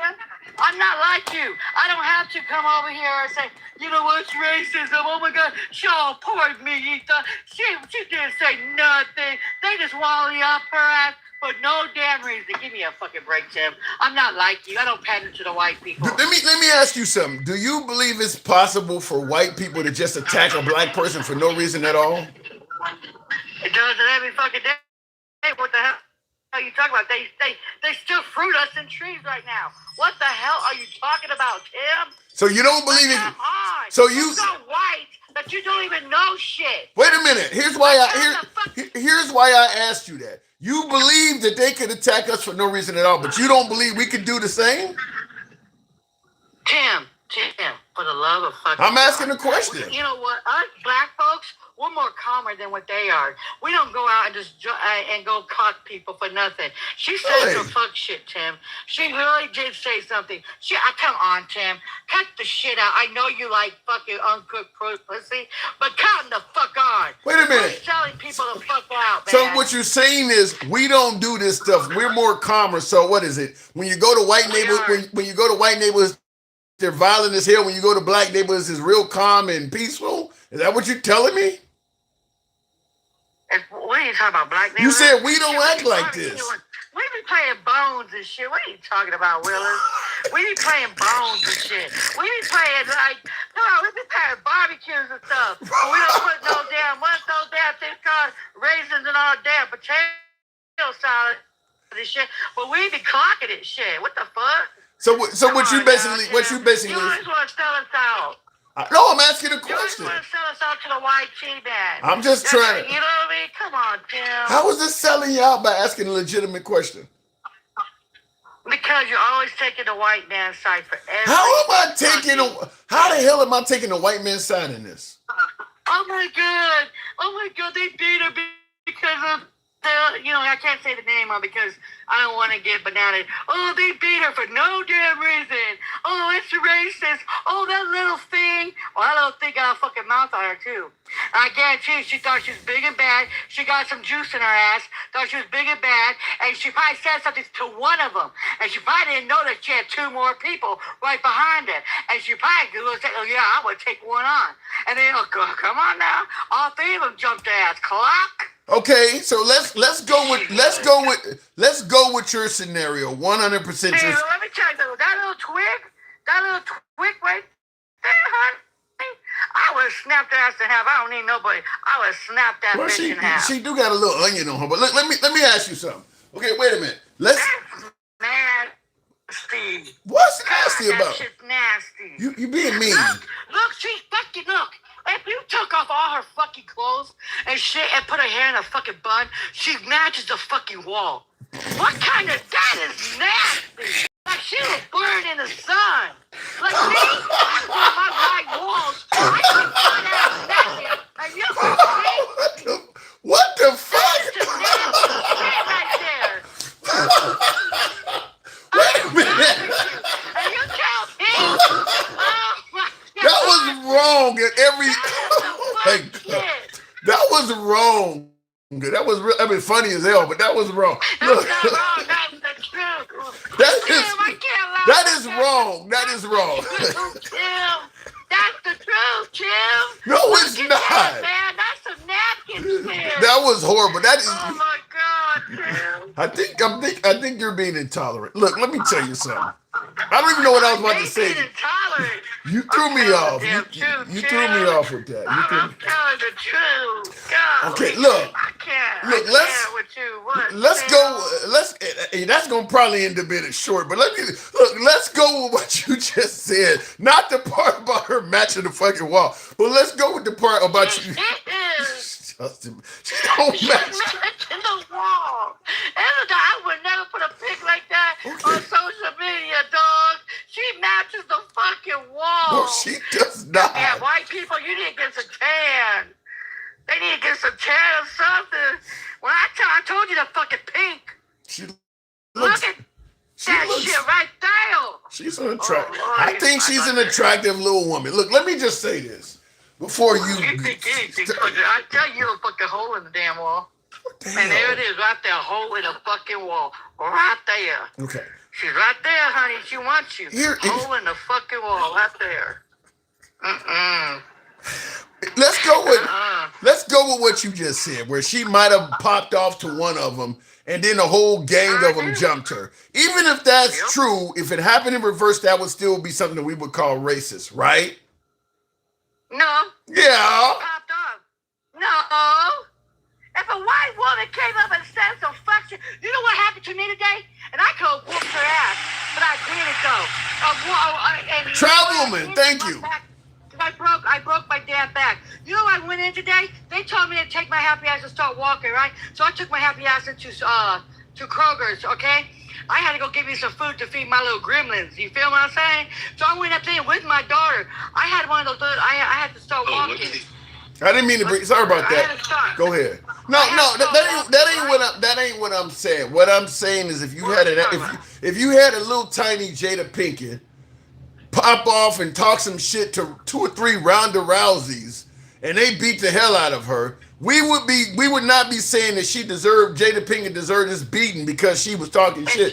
We would be calling it racist. No, if she popped her shit though. If she popped her shit and they did it and it wasn't about racism, no. 3 people? She got her hat for. 3 people? Well, not everything is about racism. But she probably popped her shit on one black woman because Texas is full of those little napkin ass people that thinking they big and bad and shit. This sundown towns are fucking over there. And she probably popped her damn shit, Tim. But I don't know. The story hasn't came out yet. You feel what I'm saying?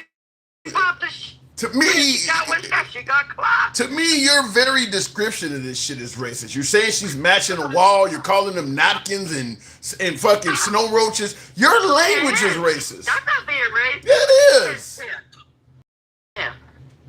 Tim, look at her picture. She took off her fucking clothes.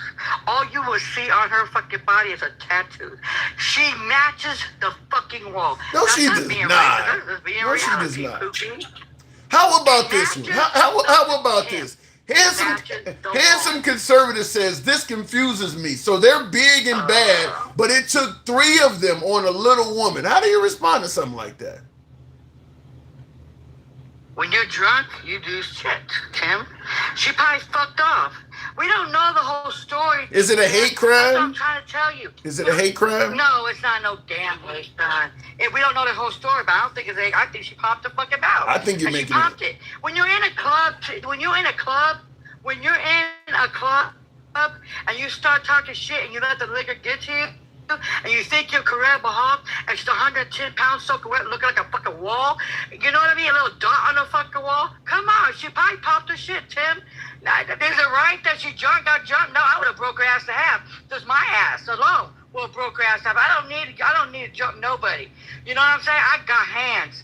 And just because I'm in my 40s, I got hands. I don't need no 3 fucking people. I would bust her ass right the fuck open. And then give her $1.50 that she'll never forget. Yeah, that's me. I don't need no one. What? Let me ask you this way. Is it wrong to jump people? Yeah, it is wrong to jump people. Let me ask it to you this way. Hold on. Let me ask it to you this way. I know you don't believe it, and I get the whole story hasn't completely came out, but let me ask it to you this way. Let's say for instance, what we're hearing now, what she is claiming. Let's just for shits and giggles say that is true. Where they decided to target a small white woman and beat her because of what Carmelo Anthony did. Let's say that's true for shits and giggles. Would that be racist? No, I'm not going to say that. I'm not going to say that. What would it be? It's not. It's not the truth, though. No, I'm saying we're doing fiction here. If you can do fiction and suggest that she popped off, that's fiction. You don't know if that's true. Why can't you do my scenario? If it was just for what she said? No, you didn't hear me out. Hear me out. Hear me out. What she is claiming is she didn't have any conversation with these people. She never looked at them, and they just attacked her. And they actually said this is for Carmelo Anthony. If what she is saying is true, is that racism?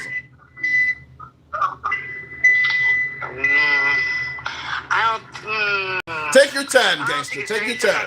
I think it would be payback. Payback on an innocent victim? Take your time. Take your time. Sound it out. Sound it out. Is it racist? What the fuck, dog? Is it racist? Is it racist? Technically, we really can't be Technically. Racist, yeah. And to the white man. Technically. To the white man, yeah. Technically to the white man. If they deliberately, you're having a hard time coming. This is a come to Jesus moment for you. I said it 5 years. If it was like you say it was, it probably is. And then the probably. I think you're having a hard time being factual here, gangster. No, I'm just saying it probably is. I don't know. Probably. I don't give a fuck. She got clocked. I don't give a fuck about the white girl, honey. What the fuck? Like, do you think they give a fuck about us? They be clocking us every damn day. The police be clocking us every damn time they can get a chance to, Tim. Like, damn, we get thrown in we get so much racism, and you're crying for one little fucking dot on the wall that she got her ass whooped. Oh my god, it's racist. Get the fuck out. I don't give a fuck. Honestly. I just had this. I gotta move it on.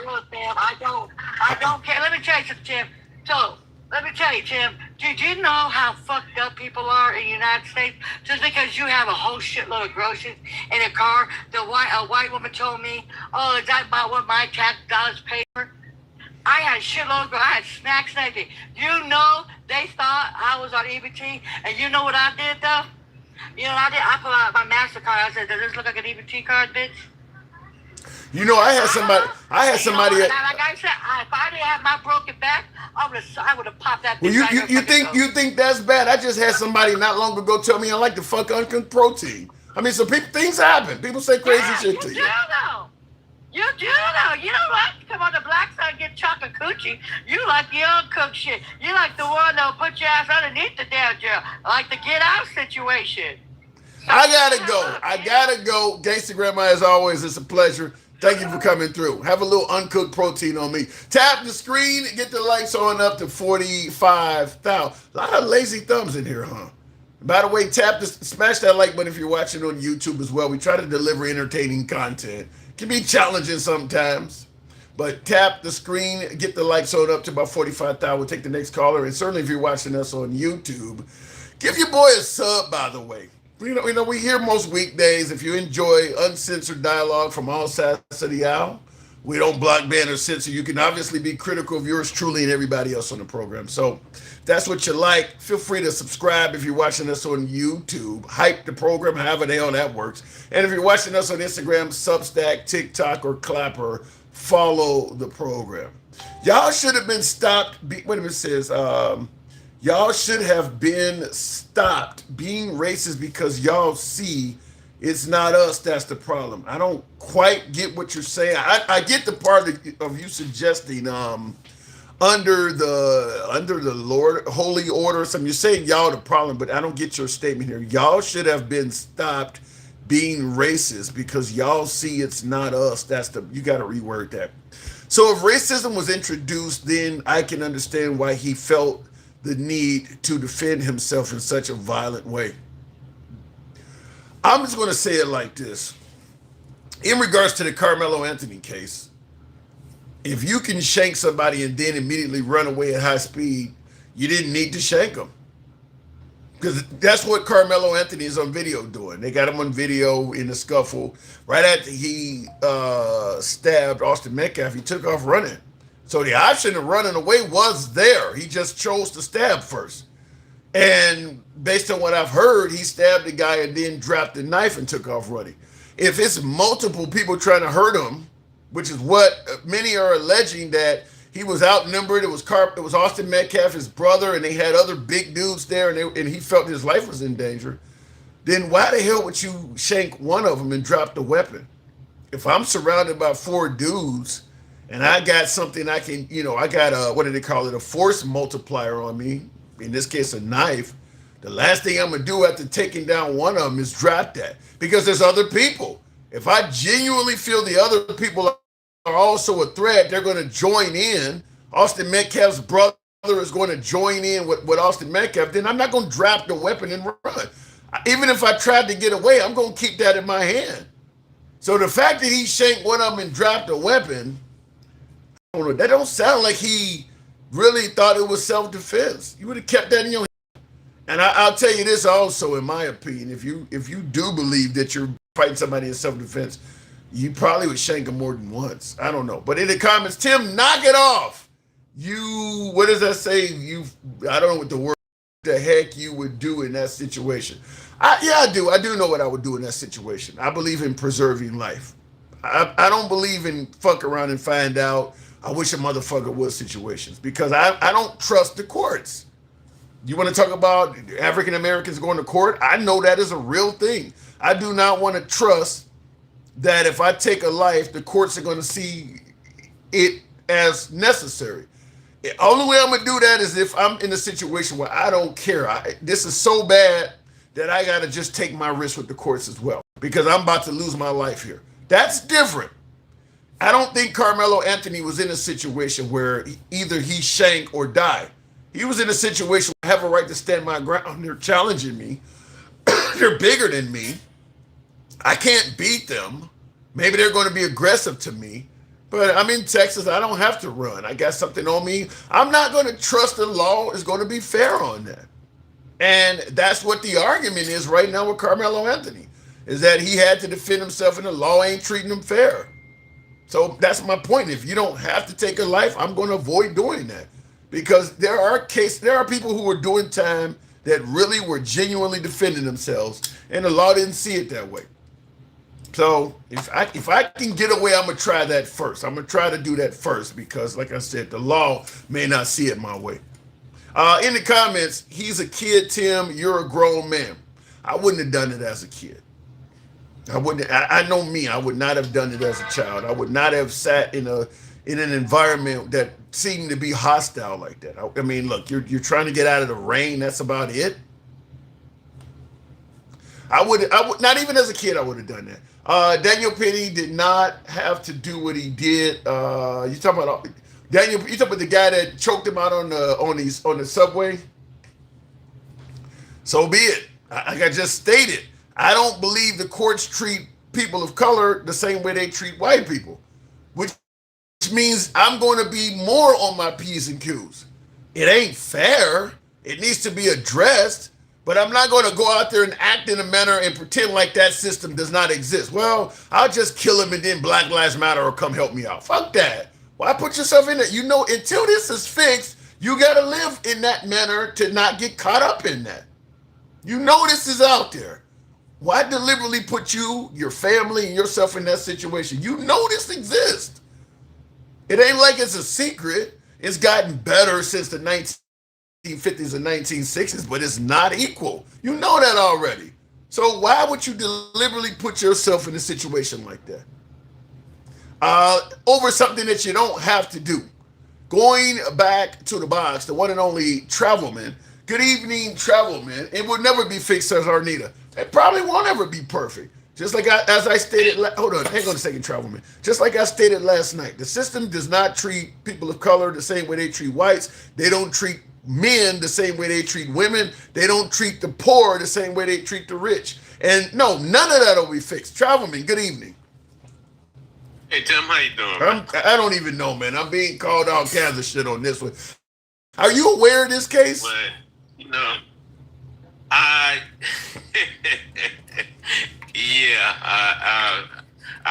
read about it.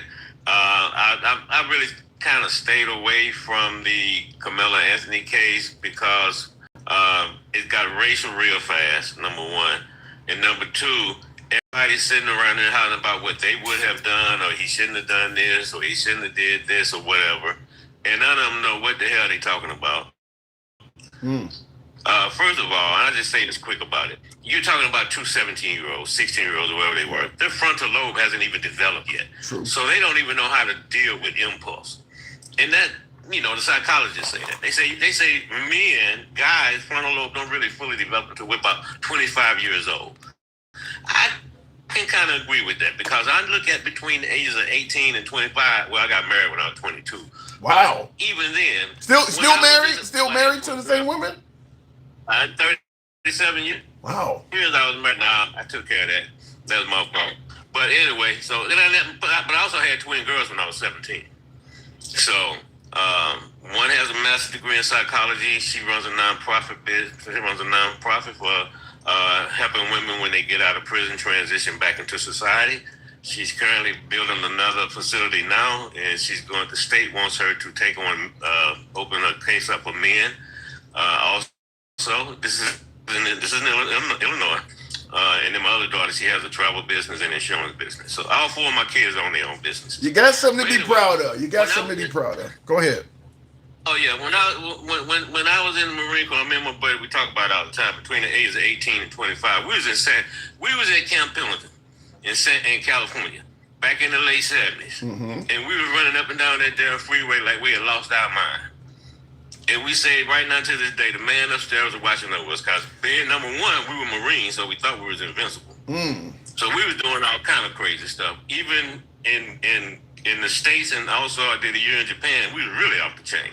So it don't really develop.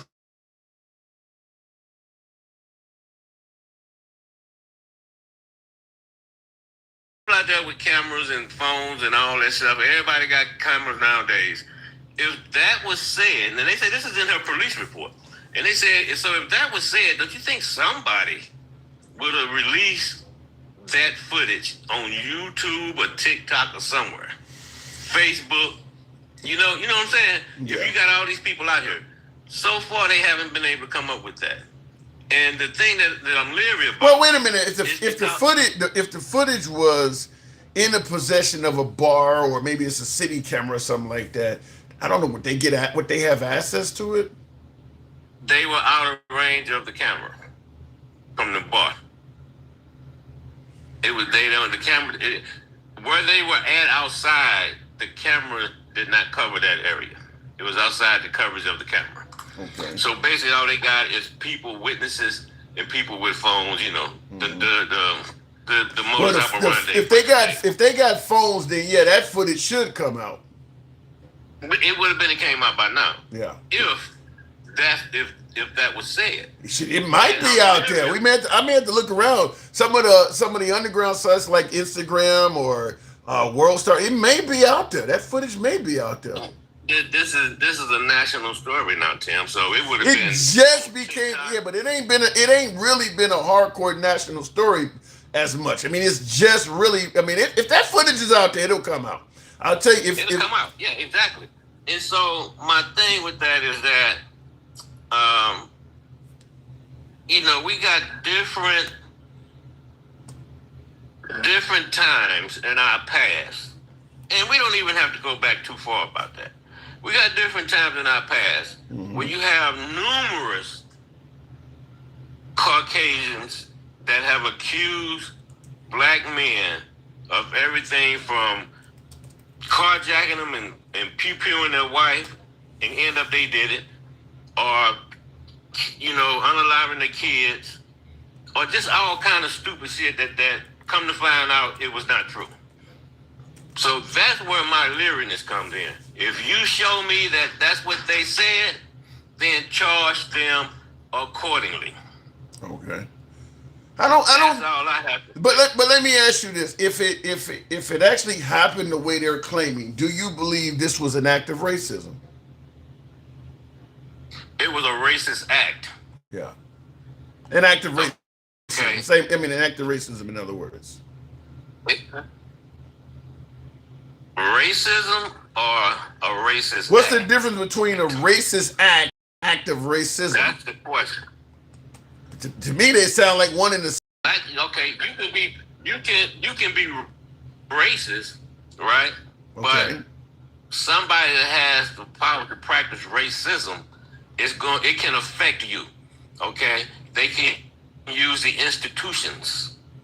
That's the racism. Yeah, but the overwhelming majority of people we're calling, and I'm talking about from the black side of the aisle, from black people, the overwhelming amount of people that we're calling racist, they don't have the power to use institutions, because we would call 3 white girls doing exactly what happened in this case. We would call.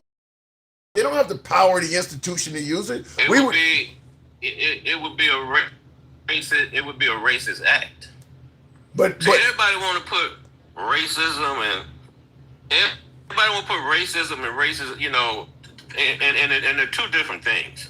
Okay, they're two different things, man. I don't get it. How is racism and a racist act different? Because if you're committing a racist act, that is racism. I don't get what you're saying here. Racism is an ideology or belief that your group is superior to another group. Anybody can feel that way.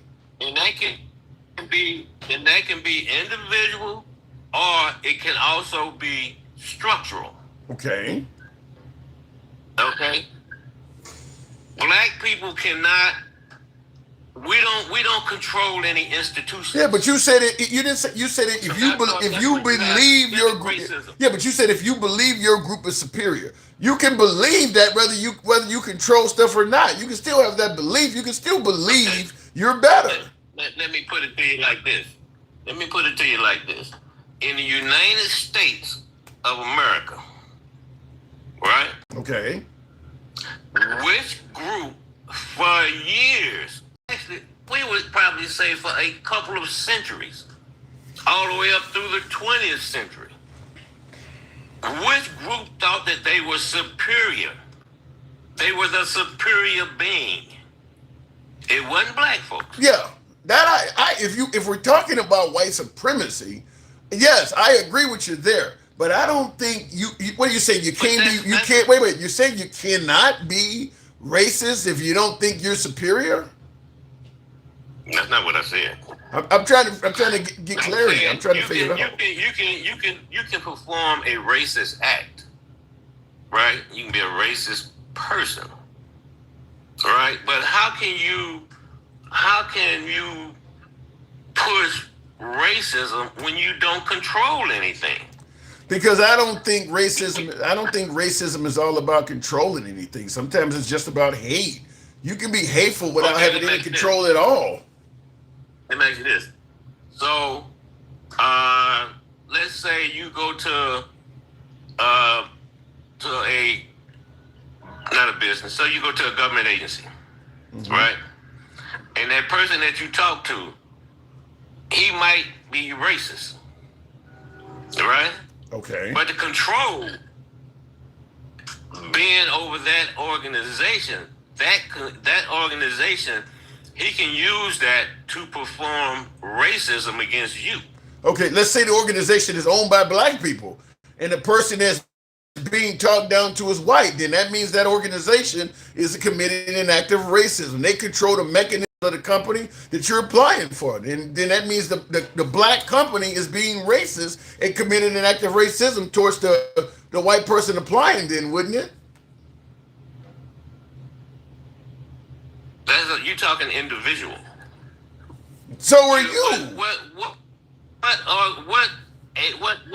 What institutions? What institutions do black people control in this country? All sorts of businesses, banks, and movie studios. No, I didn't say businesses, Tim. I said institutions. But wait a minute. If I go try to apply to a company that is owned by white people and they say we don't hire blacks here, I'm going to call that racist. It ain't got nothing to do with them control. What, do you got to control the federal government before you can be racist? I mean, it ain't got nothing to do with that. Your business. Once again, you are going at businesses at not one time. That's who we call racist. I said institution. Okay, let me answer your institution question. A lot of liberal cities, Travelman, the mayor is black, the police chief is black, a large portion of the police department is black. Like, I'm from Chicago. I mean, the mayor is black. I mean, a lot of big cities are like. What are you saying? They don't control the institute. They control the government of Chicago. Are you saying that they don't control that institution? They can't be racist? Do they control the governmental institutions that control that has say over? Yeah, yes. The mayor, you may have the judges may be black, the prosecutor may be black. How much shit do they gotta control? Are they controlling the institution? The institution. Now, if you get arrested by a black cop, you go to court, the judge is black, and the prosecutor that's giving you, all of them are black. You're going to tell me they got to control more than that?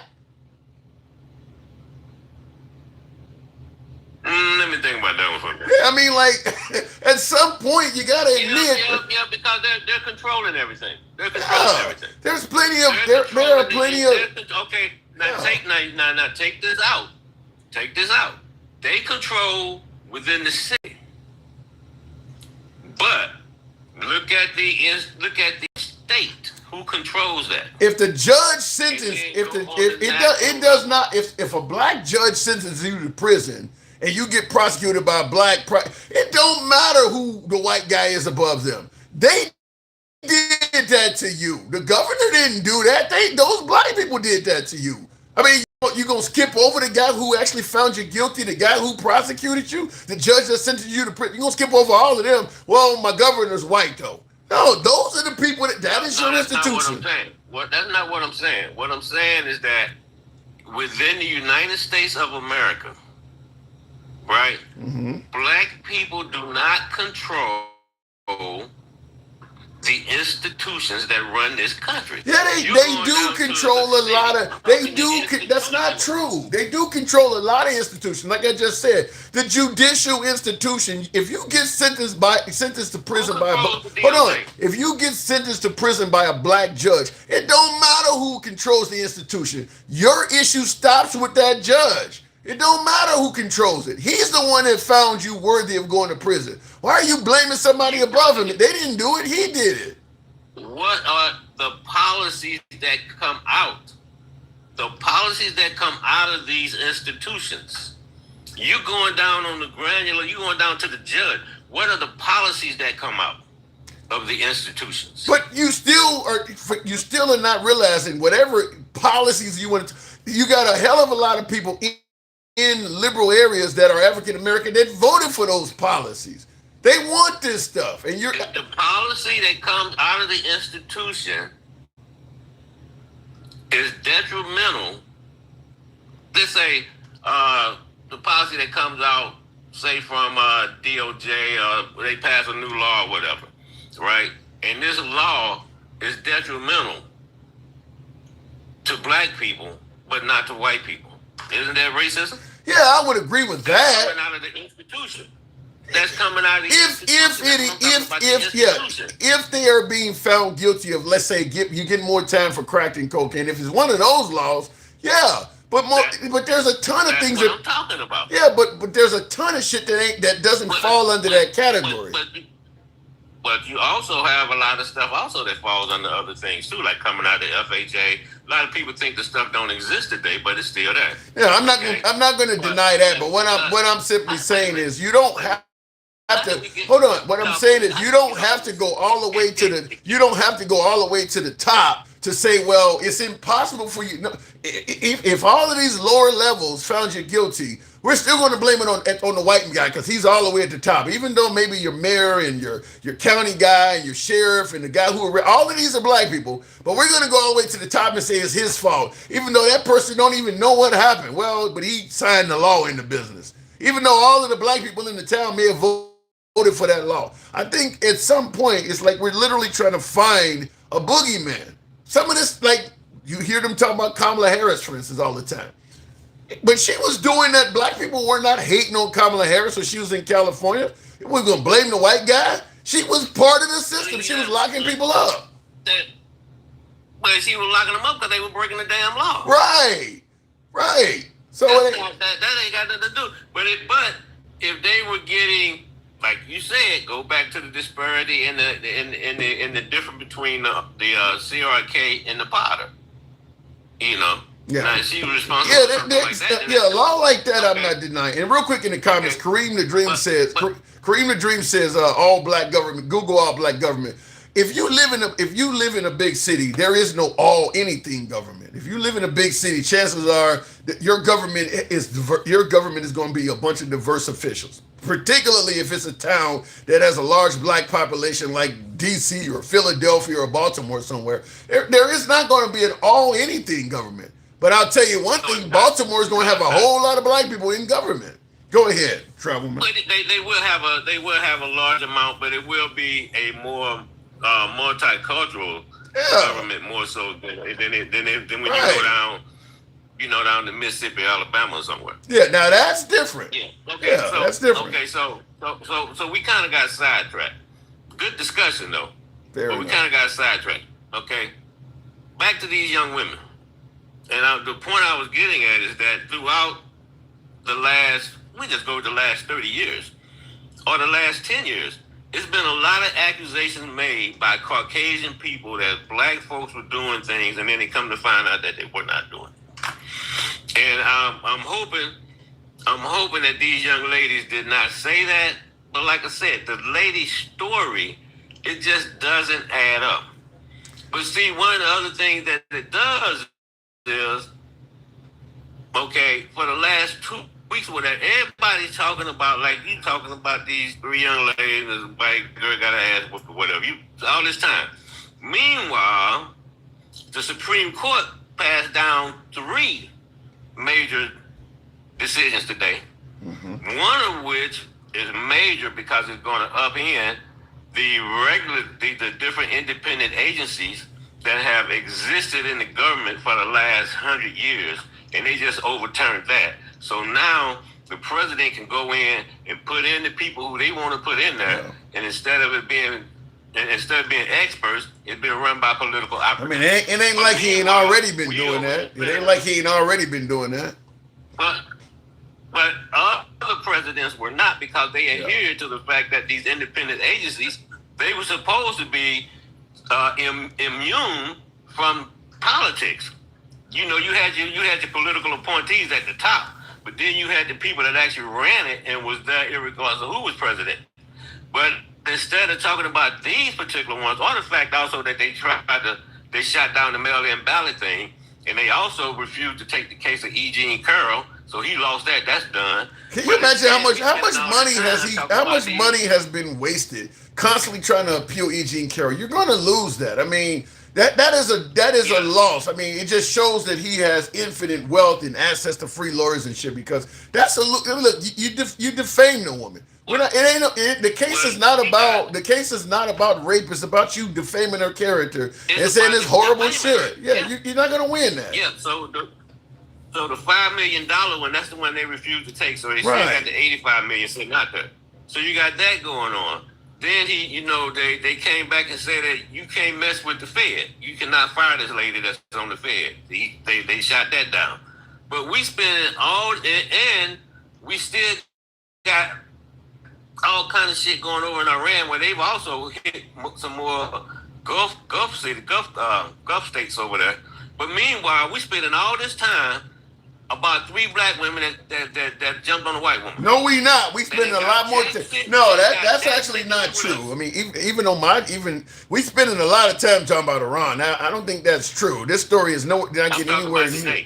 Oh well, today, yeah, but tomorrow we'll go right back in. Tomorrow we'll go right back into Iran. I'm sure that this is going to be a temporary thing. So yeah, but and like I said, hey, I'm one of the guys. You know, I'm 100%, 125% pro-black, but I'm also 125% else. Excuse my French. If you fuck up, you go to jail. But you do agree with me that if this was 3 white women beating up a smaller black girl, the African American community would be giving this a whole lot of attention, probably yelling racism. You don't agree with that? Yeah, probably so. Yeah. But then again, if it was 3 white women, they must have got some alcohol in their system, because that's when they get a little bit bold. And if they ran up on a small black woman like that, they better hope she didn't come from the projects. I gotta move it on. I agree with that. They might have a problem. Yeah, I agree with that, but that's how it goes down. Travelman, I appreciate you coming through. Got to move it on. Thank you. One quick question. You been to the presidential center yet? Not yet. On Stony Island, no, I haven't been by it yet. Okay, when I come up that way, man, I'll give you a holler. Roger that. Appreciate it. Thank you. All right. Tap the screen and get. And by the way, what I was gonna say, I went by. I have been by the presidential center when it was under construction. Not since it was completed last week. So no, but I mean, because a large portion of my life I live within walking distance of that center. I mean, it's on like 50 something, maybe 60 something, Stony Island or whatever. I mean, I was on 74th, so I could walk to where that place is at. So I, for a large portion of my life, I live real close to where the Obama Presidential Center is. In the comments, tickets sold through December. Yes, yeah, but you can go into the park. I mean, the way he built it, or they built it, they basically converted a large amount of real estate into that. Because crazy thing is, the right is trying to say, how the hell you waste $800 and some odd million on this structure? And they're comparing it to Trump's tower in Chicago. That's like a skyscraper, many stories tall. And they're going, well, look what Trump built for the same amount of money versus this little building. What they're not taking into consideration is Trump's tower is just a high rise. This thing is like several city blocks. It's like, they literally took an entire city park. So there's all kinds of other stuff in addition to just that building. I mean, they literally converted all sorts of land. There's park. There's like, everything from walkways to gardens. There's a playground. I mean, there's all kinds of stuff they built on that. So it ain't just it's not just that building, this futuristic building you're seeing. There's a lot more to what was built there. I mean, you need to have like a drone shot of all of the stuff that is involved there, but it's a lot more than just that just that structure you're seeing. Anyway, looking in the comments, I can't wait to go to that library. True. I'm looking forward to going to it too, Ressa, certainly. It's like they gave Film a new button here. Mommy of Kevin. I don't know what you're talking about there. I think the land was given free. I don't know. Well, it still had to be converted. Just like Trump said the jet from Qatar was given free. Still cost hundreds of millions of dollars to make it flight worthy for the president. So it might have been given free, but a ton of tax money went into that jet from Qatar, which in my opinion is an incredible waste of money considering that President Trump is indicating that that jet will only be used by him. He'll be in that jet for the remainder of his term. And when he's done, according to him, which I do not believe this, but according to Trump, that jet is going to sit up in the Smithsonian or in his presidential library or something like that. And then the actual replacement for Air Force One should be done by then. So we really spent like a couple $100 million outfitting the jet for President Trump that he's only going to use for, what does he have left, 2 years or so? 2+ years, or $100 million per year for him just to get an aircraft upgrade that he easily could have continued using the Air Force One you see behind me. That plane would have easily been still usable for the next 2 years. That's just a total fucking waste of money. Where's Doge when you need them? Waste, fraud, and abuse. That is a total waste of money to take that jet from them, break it all the way down to the walls and stuff, make it safe for a president and rebuild it back. That was a total waste of money. And the right is like, well, I mean, that's just a vanity project. That's just something so that he can travel more luxurious. That was totally unnecessary. His library is going to be in downtown Miami where they will store it. Yeah, that's crazy to spend that kind of money to let this thing just sit up like that. That's a waste on the taxpayers. I don't see any other way to look at that. That was totally unnecessary. In the comments and tap the screen. By the way, if you're watching on YouTube, I need you guys to get us up to 100 on the likes. Smash that like button if you're watching on YouTube. It doesn't cost you anything, helps out the algorithm. I can't wait until I go to the Trump library. It will be a big, beautiful day, and I take pictures to send to Tim. I'll go to the Trump library, Mr. T2. Doesn't matter what the politics are of the former president. I'll go to Trump's library my damn self. I've been to Clinton's, and I've been to somebody else's. Like Clinton was in Arkansas. I've been there. I'm thinking of somebody else's. Bush's is one of them is in Texas, isn't it? Crawford. I'll go to any of them. I mean, I respect the office. President Trump's anything named after Trump, in my opinion, once he is out of office, will probably be a spot of controversy. Probably will be a spot of controversy. A lot of things that are attributed to Trump probably are going to come down. Like certainly in D.C. D.C. is not a Trump-friendly city. Once the Republicans are out of office, everything that is attributed to Trump will be in jeopardy. And I'm talking about even stuff that's built, like if they finish the ballroom or the tribunal arch. Everything that came from Trump is likely to be in jeopardy because that's exactly what he did to his predecessors. Anything they built, he went after it and targeted them for it. So it wouldn't surprise me if once Trump is gone, they go after everything that represents him, at least in D.C. and many other liberal areas. Florida is Florida. They're going to show him love, but not D.C. In the comments, so let's get this straight. Trump does something, you say it's a waste of money. Obama builds a massive library that costs millions upon millions, but that's okay, says Florida Blondie. A presidential library is what every president gets. Every president eventually gets a building or a center that's attributed to them. That ain't something unique to Obama. They all get that. So you can say it's a waste, but that's what Trump did with the jet from Qatar. That is something unique to Trump. But every president is going to get a president. What, are we going to skip over Obama to save money? That ain't racist at all. You can just skip over the one dude. Everybody else got one. HW, Biden's going to end up getting one in Delaware. They all get that. That's part of the job. What do you mean? So no, that's different. What you're trying to do is different. Tim, have you been to the National Memorial for Peace and Justice? No, I have not.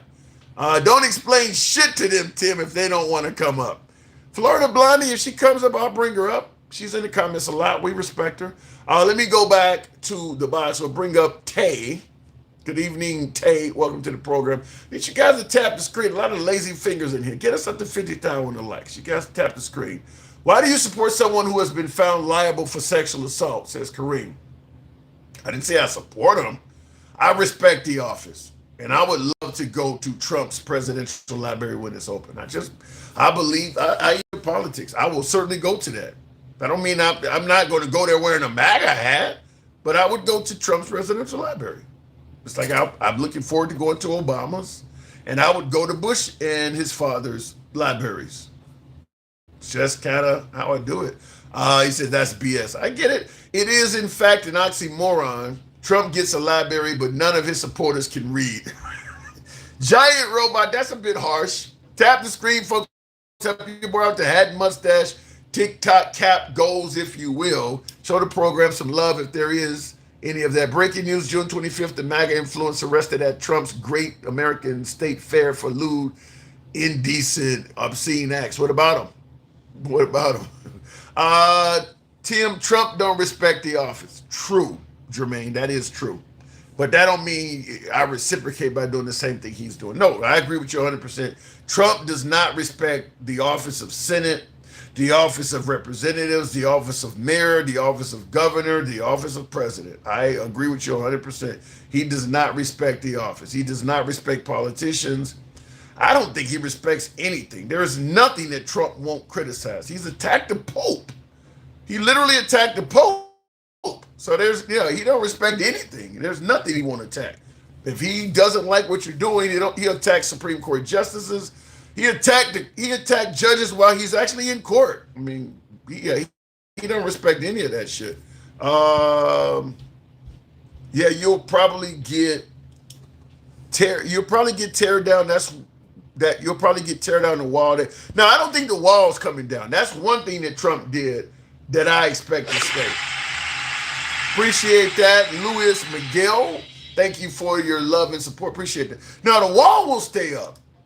Simply put, we see what happened to President Biden when they got folks to, pay attention to his immigration and border security policy. So I don't think you're going to have a Democrat come in there and talk about tearing down the wall. There are some things that are unpopular. They like to defund the police movement. That's a very unpopular thing to do. Right now, support of trans and the LGBTQ community. That's very unpopular in this country. So some things the Democrats, even if they support or favor it, it's like a cyanide pill. Like trans, for instance.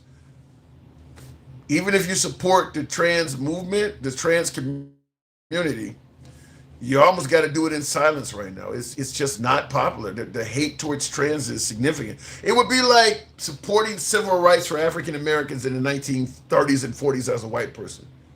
If you're an ally, you kind of got to do it in secret. It's dangerous. You couldn't do it out in the open. And right now, the trans community is kind of where we were towards the end of the Jim Crow community, which I find deplorable because I look at a lot of African Americans that criticize the trans community, and I often say, you know what it's like to be oppressed and get freedom from it. Why would you then turn around and do that to somebody else? Why would you then turn around and do that to their community when you know damn well what happened when it was going on with ours? It's terrible. But our country is very anti-LGBTQ, so it is what it is. And that's why I say we need to make sure the next Democrat candidate is straight, white, Christian male. The country's went pretty far to the right, so you're gonna have to go back in the other direction slowly. It can't be, it can't be too overwhelming. Looking in the comments, that's why I said not from Chicago. What do you mean by that, Holy? You've never going to know because you can't see.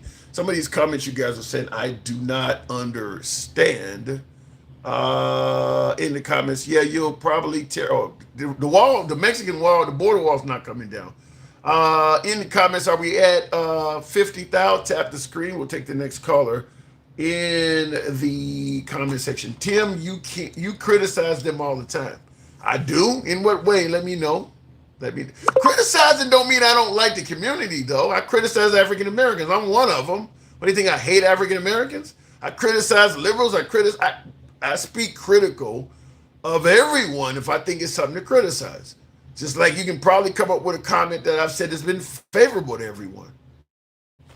I mean, if I think it's something worthy of criticism, I'm gonna do that. If it's worthy of favoritism or support, I'm gonna do that as well.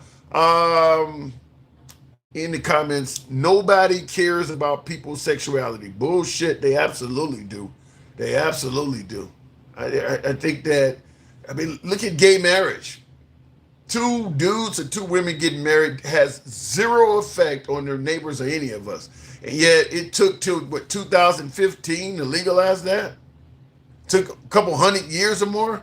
People absolutely, it's just like people who say, well, nobody cares about skin color. Yeah, they do. They absolutely do care about this shit. They just don't want to admit it, but they care about it. They will continue to tunnel under and fly over it. What are we talking about?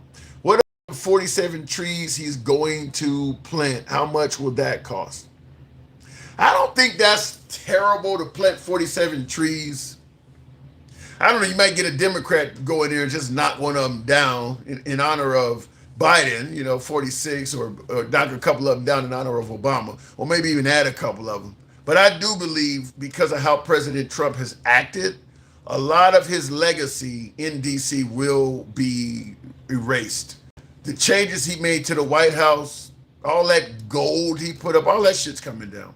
He put up a whole hallway full of plaques that he personally wrote describing each president. So there's a plaque of everybody from George Washington all the way up to himself. And then he attributes a few qualities to him. He literally got in there under Joe Biden's picture. They call him Sleepy Joe. That's some shit he made up. That's absolutely coming down. The next president on day one taking all that shit down. You may even get a Republican president in there that takes that shit down. That's just insulting. That's just to say that about a former president is horrible.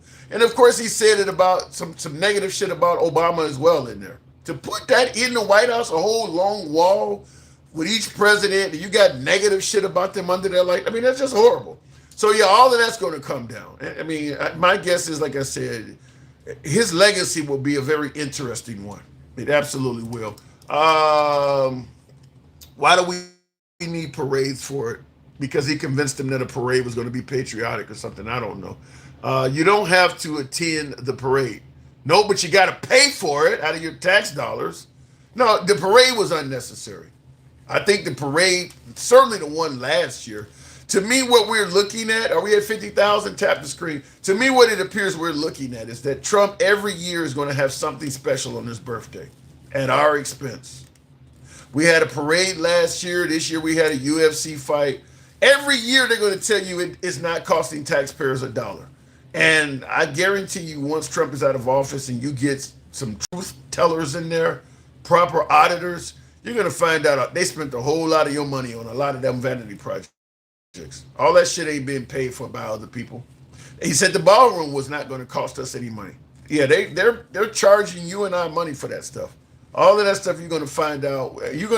My guess is, and I'm hoping I'm wrong on this, but my guess is you're going to find that Trump has been the most or the biggest spender in terms of presidents, not only in American history for presidents, but it's going to be multiples of the last guy. It's going to be multiple. This is going to be something that's off the chain. But my guess is the level of spending he is doing is going to be more than anything we've even come to imagine. Because now we're dealing with a potential war that doesn't seem to end as well. That's costing money too. That's costing, because Bush spent a fortune on the Iraq war. Well, this dude got us at war. It ain't equivalent to the Iraq war yet, but it is being fairly costly. I mean, he's had a shock and awe moment. All that stuff costs a fortune. So, yeah, my guess is the amount of money Trump is spending is once we get the truth on that, it's going to be way more than what he's told you. Are we at 50? We'll go to the box and we'll make it happen with Nate Moreno. Good evening, Nate. Welcome to the program. Somebody take that credit card from him and cut it in half. He would just create another one. Nate, good evening. What's up?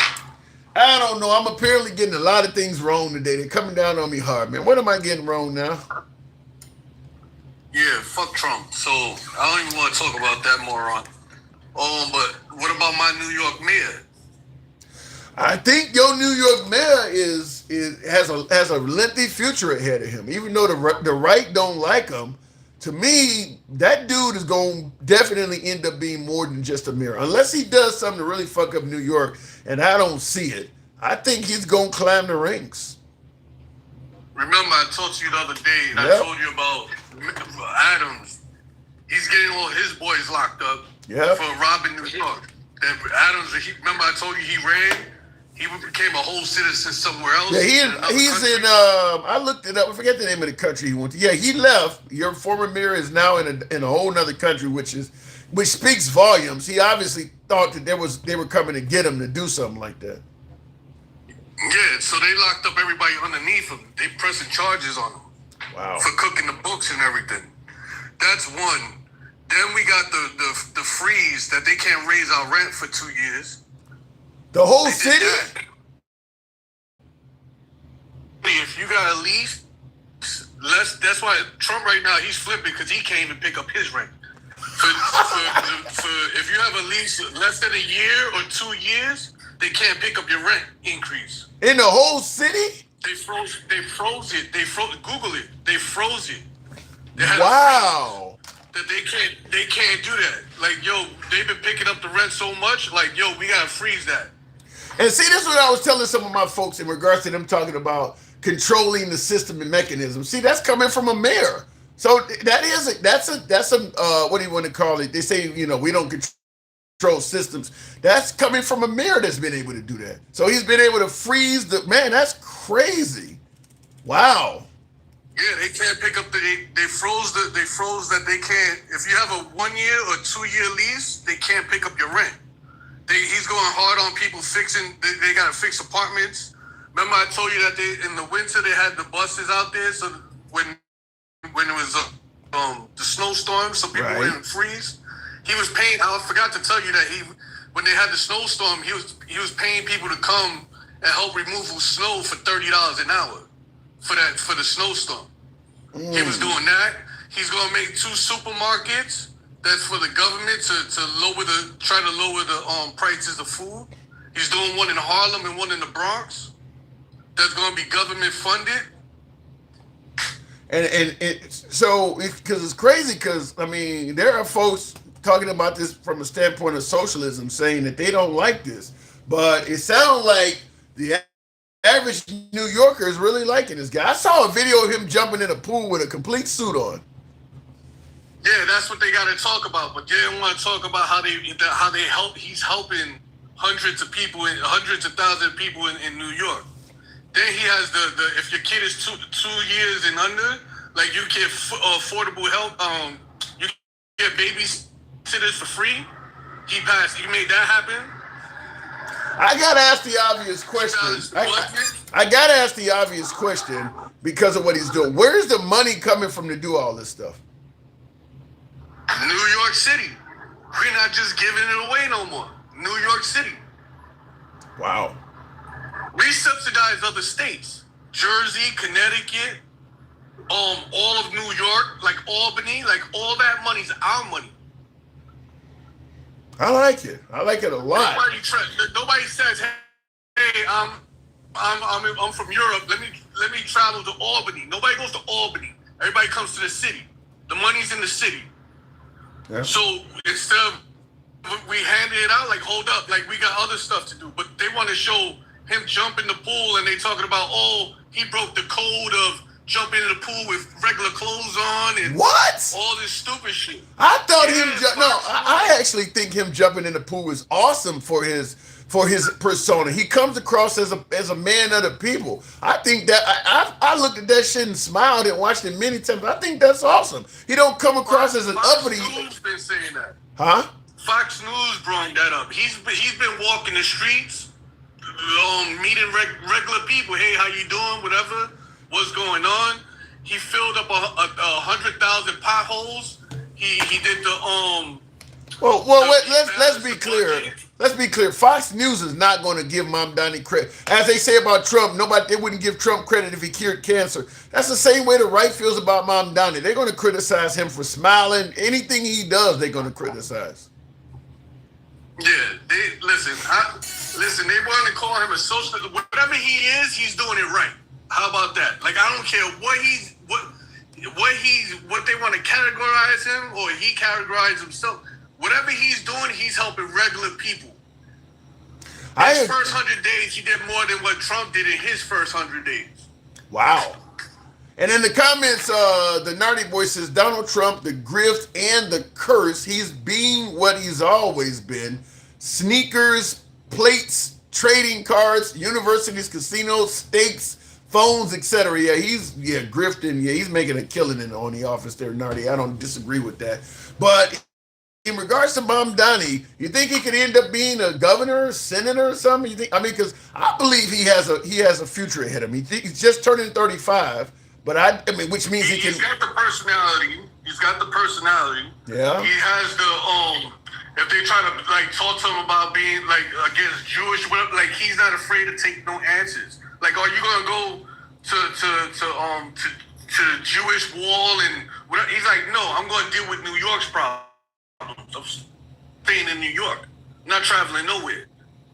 He should be getting the reputation. He's about regular people. Yeah, he should be getting the reputation that Trump has. When they say Trump is not a typical politician, Mamdani should get that title. He is the one that's not a typical politician. He feels like, as you say, a man of the people.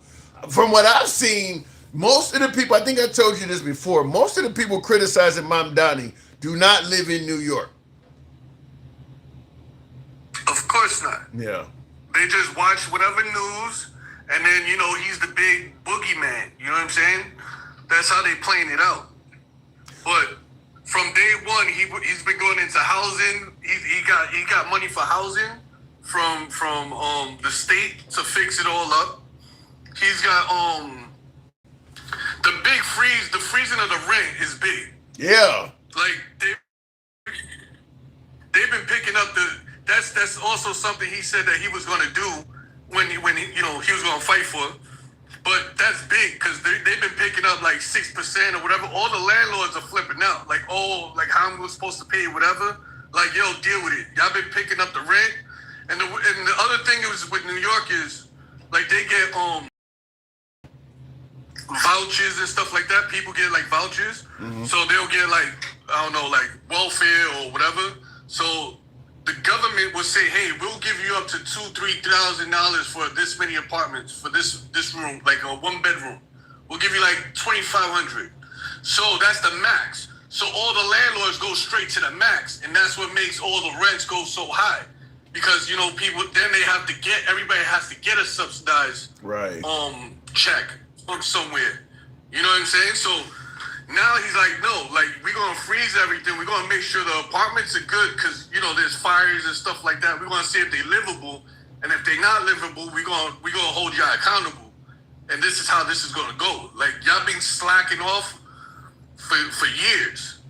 He's got to have a lot of hatred from the wealthy community in that state, in that city, right?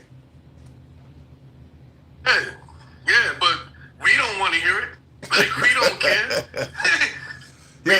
I think what's happening on the right side of the aisle is they are realizing, folks like you and your city, the average working guy, how happy you guys are with him. The right is afraid that his ideology is going to spread, that you're going to start having other candidates that are looking out for the people like this. So the right is really afraid of this. That's why they're demonizing him. We just got two more. We just got two more that he ended up was promoted. Yeah, he endorsed it. What positions are they running for? I think it was like I don't even know. Tell you the truth, I just know they won. I don't even know. Well, they just win it just because his name is on it. Like, yo, as long as y'all try to do what he's doing, we voted for y'all. That's a good point. Well, he could end up changing everything in New York right now when it comes to that. He could end up like President Trump to some degree, that people are just tired of the status quo and they want something different. And it gets to the point where if Mamdani says it, we just gonna roll with him. Just like with Trump, if Trump says it, MAGA's like, we just gonna roll with that. They don't really, question it that much. You may start getting that out of Mamdani. Like you said, if you're willing to do what he's talking about doing, we got you. So you could see that. Yeah, as long as he's producing, because that's what's happening. He's producing. There would be a difference if nothing was coming out of what he was doing. Yeah. He's actually producing and getting stuff. Well, they say Trump is producing too. I don't know about that one, but they believe Trump is producing as well. Yeah, for him. He's producing for Trump. His little cell phone thing got caught up, and then he had to put it out, and then they found out that's an old, different type of phone, like a 2-year-old The HTC, phone. it's a 2024 HTC. Yeah, and he just covered it up and then just changed the name on the screen. Like, well, more power to the man. It's working. I don't know how he's able to do it, but Trump pulls off some amazing shit. But I mean, so that's the other thing. When Mamdani went to the White House and told him, and they asked him, "Hey, like, did you call him a fascist or something?" And Trump was like, "Yeah, he could call me whatever he want." Like, he even punked Trump on TV. I don't agree with that, because I was watching that. And when they asked Mamdani about calling Trump a fascist, Mamdani was about to give a politically correct answer, and Trump was like, "No, you can go ahead and do it." Mamdani was not about to stand by that shit. I mean, Trump told him, "No, go ahead and say it." Listen, if a little kid could tell him to shut up, like, Mamdani was going to do it too. Like, he was going to say it nicely. But he was going to say, well, he was probably going to say, yeah, well, the stuff he actually doing, like, it leans towards that. Like, he was going to say it, but Trump didn't want him to say it, so he cut him off, like, call me whatever you want, ha, ha, ha, ha. Yeah, well, but see, Mamdani got to... New Yorker, he knows how to talk to New Yorkers. Yeah, but that's the difference. Yeah, but he still got to be cautious, because we know Trump will weaponize the government against you. So you don't want New York being flooded with ICE agents, or you don't want him trying to reject sending federal funds to. I mean, Trump still has a lot of power to do a lot of damage to the city of New York if him and Mamdani have a falling out. So it would be in Mamdani's best interest to, look, you don't have to support Trump whatsoever, but understand this guy does not play fair. So you got to keep that in mind, and he does have a lot more power than you do as a mayor. Oh yeah, but you got to understand too. Like, his lawsuit is in New York. His businesses are in New York. He could play the same game. Like, well, you know what? He ain't gonna win. He ain't gonna win against a president playing the same game. He gonna lose that. He'll be there 2 years longer. Trump will be out of office, and then he can play his little game with that. However it goes, it doesn't really matter.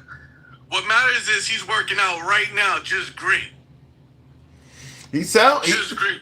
He's making waves. I mean, now is he down? He's down with AOC, right? Yeah. Yeah. Well, I mean, look, AOC going places too. At least to me, Mamdani he's a man. Our country is still sexist. I mean, Mamdani got his own problems being Muslim, but I still think he may have more potential than AOC, because both of them I could see. Well, AOC is what a representative. I could see her making Senate in New York, but I think the ceiling for her is a little heavier than Mamdani. I think Mamdani could go further than her.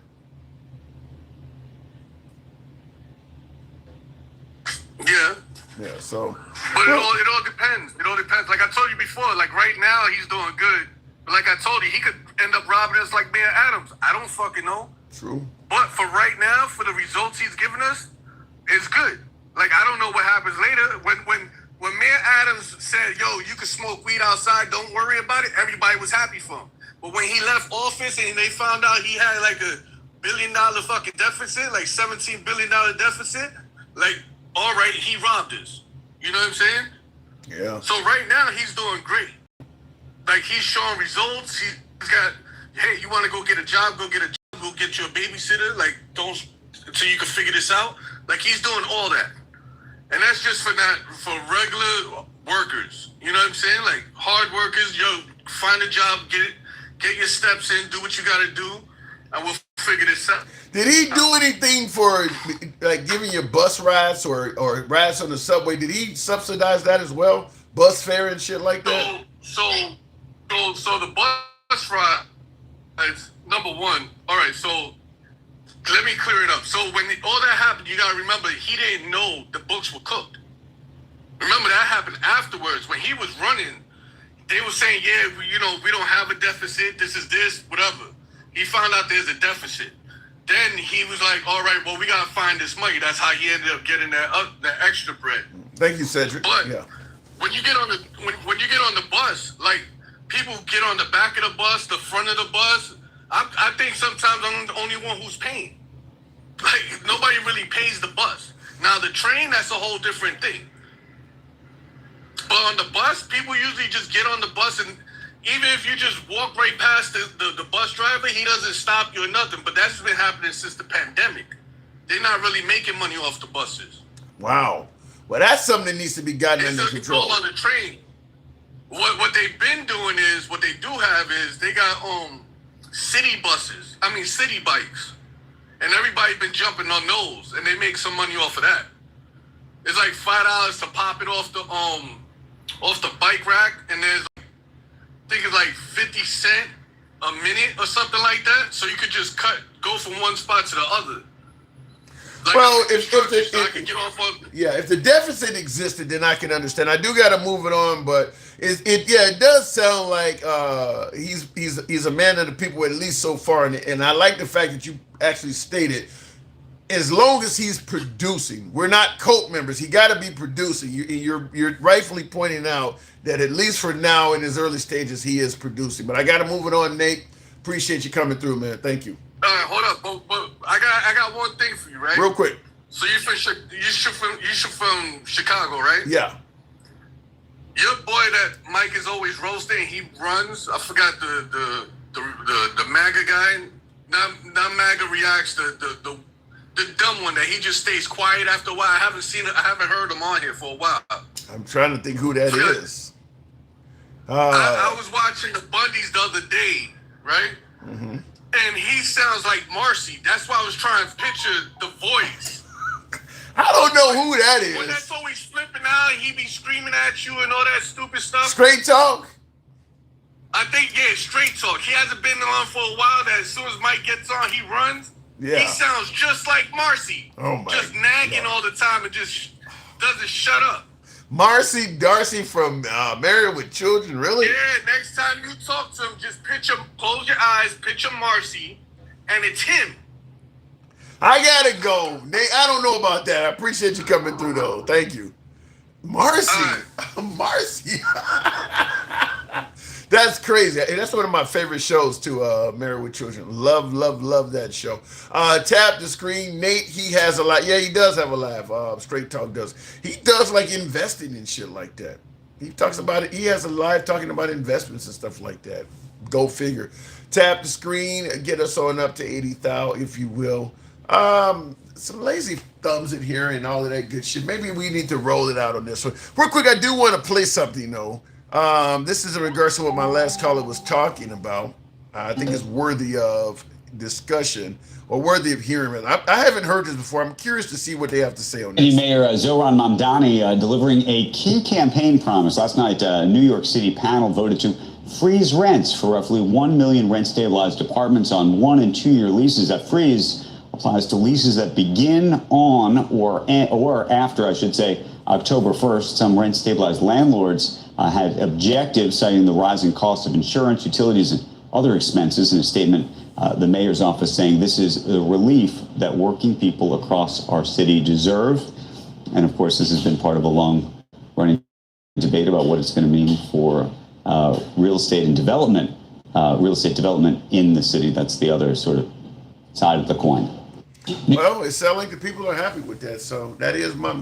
I tried watching Married with Children. It's too old now. No, I don't know. I don't know if I agree with that. Whatever that says, Dave coming away. I think that Married with Children, because you got it's what is it? It's a sitcom that's based on, what married dudes go through. I think it's still very relevant. I mean, I've some episodes of Married with Children. I think there's still a whole lot of relevance to it.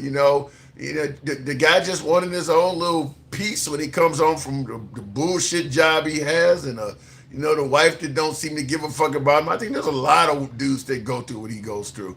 I think there's still a ton of relevance to Married with Children, where he's still, relishing in the fact that he used to play high school football and the good old days, the shit he can't bring back. He don't committed to a chick and, just, I guess you could say just going along to get along, but he's not happy.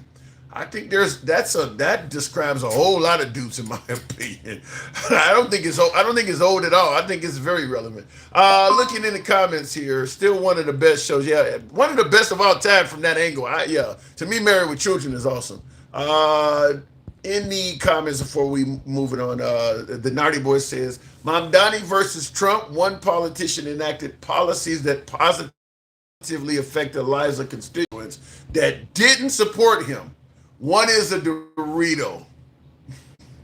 I don't know if I want to call Trump a Dorito, but I do believe that Trump has zero tolerance for people who didn't support him. If you didn't support him, he don't care about you. He absolutely is not a president for all people. He is a president for all his supporters. If you didn't support Trump, he don't give a fuck about you.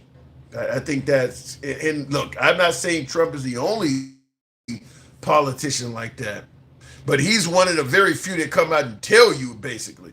I mean, Obama got in there and said, I'm not just a Republican, I'm not just a president of Democrats. The Republicans didn't like him regardless, but I think that Obama did try to reach out. Go figure. By the way, I had a clip I meant to play and I ended up not, but Megyn Kelly, formerly of Fox News, she was saying that Obama was the most divisive president in our lifetime when he got elected. I could have had a whole show on that. I don't know what would make Obama that divisive other than him being black. Look, to me, the guy was fairly cordial to everybody. He absolutely didn't ridicule and insult people to the level of Trump. How would Obama be divisive like that? But she definitely said that. He was the most divisive president we've ever had in our lifetime, is what Megyn Kelly said. It's a lot of deed fraud in New York, especially in the black community, of black people losing their homes and being erased. Damn. That sounds awful. Anyway, I'll leave it at this. A lot of lazy fingers in here. This show must have ran its course, so I do appreciate you folks tuning in. We didn't get nowhere near 100K. I couldn't get you guys to show the program some love. So sometimes it's like that. All shows are not winners. Some can be the other way around. So we'll leave it at that. Until then, in the comments, based on what do you mean based on what? Real quick, I'll read a couple comments. 8 years on. I don't know why. JPT Farms, appreciate the hat mustache. Thank you very much. I don't know why Obama continues coming up. I just do not understand that. You can bring up Trump 4 or 5 times and they say you got Trump derangement syndrome. Obama's been out of office almost a decade. I do not know why he is still getting criticized by the right so much. Trump has served an entire term since Obama left. Biden has served an entire term since Obama left. Why the hell are we still deflecting back to that dude? Alter ego. Thank you very much. I don't know why he is still coming up. It's baffling. Like, get over it. Dude is gone, like long gone. Multiple, we've had 2 presidents serve whole terms since he left. Why is his name still coming up? Obama was too nice in the comment. Well, the problem is you're the first African American. And Larry rightfully points out, look, if you're the first African American doing something, you gotta be nice. You think Jackie Robinson, the first black person to play in the Major League Baseball, you think he could go out there and cuss out the white folks that were yelling all kinds of racist shit at him? No, you gotta be nice. That's the only way you're gonna survive being first in that position. My guess is just about every African American that did something first, first actor or actress on TV, first general, first admiral, all of them are probably nicer than the comparables that came before them. You kind of got to be. If you want to survive, They already don't think you have what it takes to be here. So you got to go in there and you got to really wow the fuck out of them. So you got to be nice. Otherwise, you're not going to survive. It's just that way. Know your place, huh, Tim? I don't want to say know your place. How about ease into the parking space?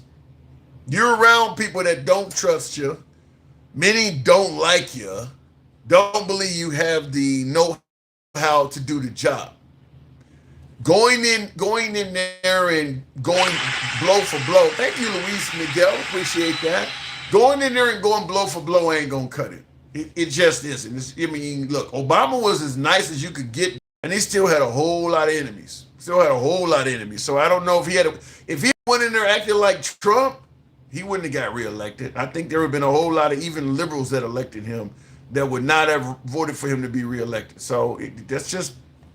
I mean, look, I know your place, whatever you want to say about it. I'm just simply saying you got to know how the game works.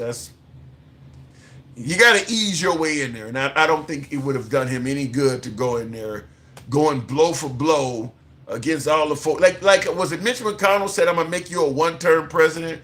What are you going to do? Get into an argument with Mitch McConnell on the House floor? Just really galvanize the Republican Party even more so? I don't think it would have done him any good. In fact, I played this earlier. I'll give you a clip of it because to me this didn't make any sense. This is former Fox News juggernaut Bill O'Reilly. Didn't know anybody who hated Barack Obama. There were people, I got letters, okay, but none of the people that I associate with, and there are a lot of them, was hating on Barack Obama. Didn't like his politics, but it wasn't like personal. That's really personal. Okay, and it's just stupid. All right, racist, misogynist, xenophobic tyrant. It's ridiculous. It's just ridiculous. And De Niro and others, not just him, they're proud of this. This is what really gets me. They're proud of it. So 4th of July is coming and he goes, I can't love a country. I can't love a country that did, it's basically saying, look, because Trump was elected, I can't love the country. Leave, Bob. You got $500 million. Go to Paraguay. They'll be happy to see you. All right? America, love it or leave it was the Vietnam slogan. And I never bought into it. I like dissent. All right? But Bob, De Niro, I'm making an exception. Leave. I'll buy you a ticket out of here. Because you're a destructive, hateful person. Now he's talking about Robert De Niro. Magari actually got a loud background. Because I want to ask him in particular about this, but he's talking about Robert De Niro, not liking America, and if you don't like America, just leave.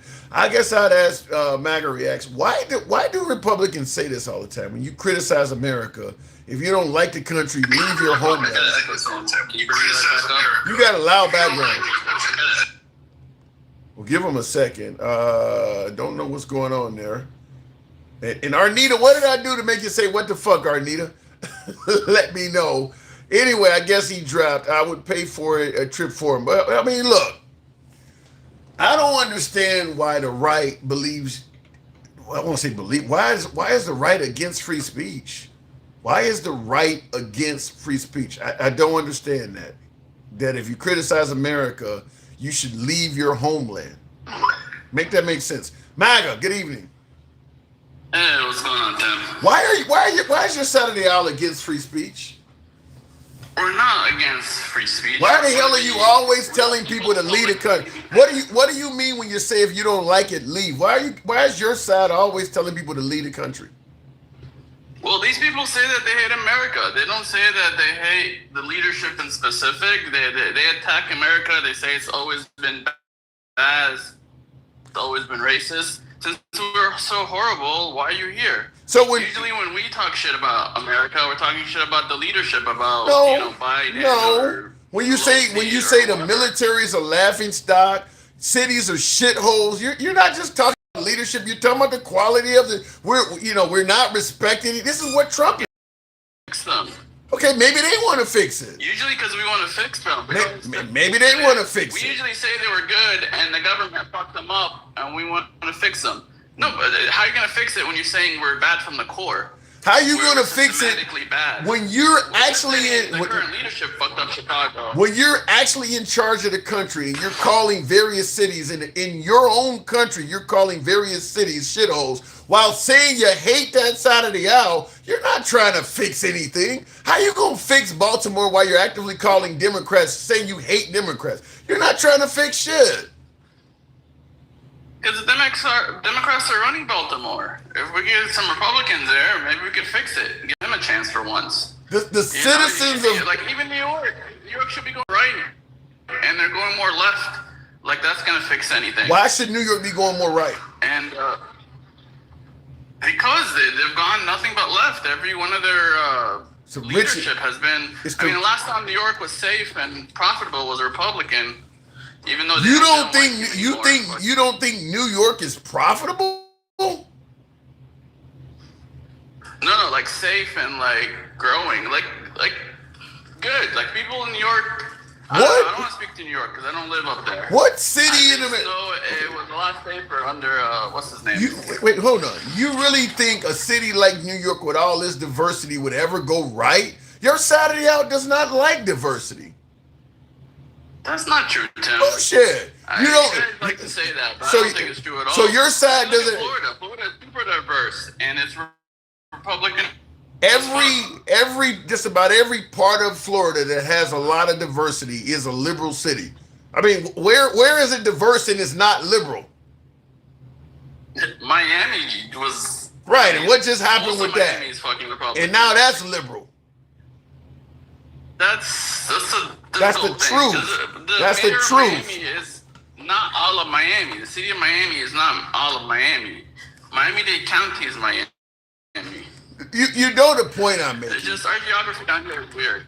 You know the point I'm making. You're right. In a lot of ways, you're right. It's not even the point I tried to come up here and argue. What did you come up here to argue? I want to argue a couple of things. The whole thing about like Trump calling them commies versus them calling him Nazi. Yeah. There's a huge difference between the two. In your opinion, give me your opinion. Give me your opinion on that. Well, when Trump calls them commie, it's not about them like going out and killing people. It's about them like financially being communist, and the fact that the communist system financially has failed. Nobody is running as a communist. Nobody is running as a communist, MAGA. He's just affixing his title to them. None of them are running as communists. There is not a single politician on the left running as a communist. But when he calls them communist, it doesn't lead to violence. Like it ain't true. It ain't. Well, okay. What about when he called Kamala Harris a fascist? True or not? We're talking about the rhetoric here. When they call him Nazi, they're trying to say that he's going to arrest people and kill people and take away their freedom and shit. But when he calls them communists, it's about their financial abilities. It's about just being bad at managing the economy. What about when he called Kamala Harris a fascist? It's same shit. It's about like censorship. It's not about her killing people, but with them, it's about him like taking away their freedom and killing them. So what you're saying? It leads to violence. So what you're saying is communists. So what you're saying is it's wrong to call Trump a Nazi or a fascist, but it's okay for Trump to call people communist, fascists, and Marxists and all that. It's okay when he do it because it means something else, is what you're saying. Yeah, the meaning matters. He doesn't mean it in a way where that's gonna lead to violence. He's not telling you that they're gonna fuck up your. Mostly communists hurt themselves. So when a city like New York elects a communist, guess what? New York is just gonna fuck itself over. But if they elect a Nazi, that means he's gonna go around. Well, first of all, Stalin is a Nazi. Stalin was a communist, rather. Stalin, he was just as murderous as Hitler. So calling people communists can be a threat to the people of an area. He mostly killed Russians. He didn't kill Americans. He killed his citizens. He killed his own citizens. Exactly. So that means if you're calling Kamala Harris a communist, then that means you're suggesting she might kill her own citizens. But that's not what we're suggesting. We're suggesting that she's just gonna be bad for the economy. That she's gonna. She didn't run as MAGA. She didn't run as a communist. Kamala Harris ain't nothing about Kamala Harris a fucking communist.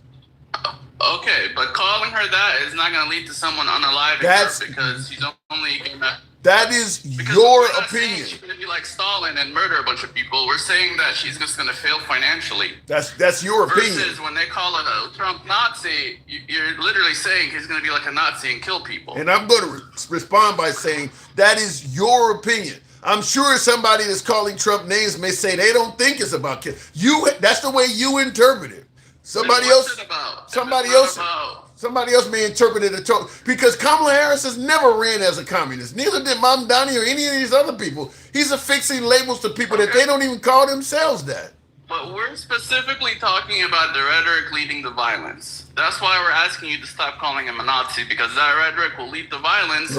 Because Nazis are people who unalive people and jail people and do all kinds of nasty stuff. That ain't how it works. That is not.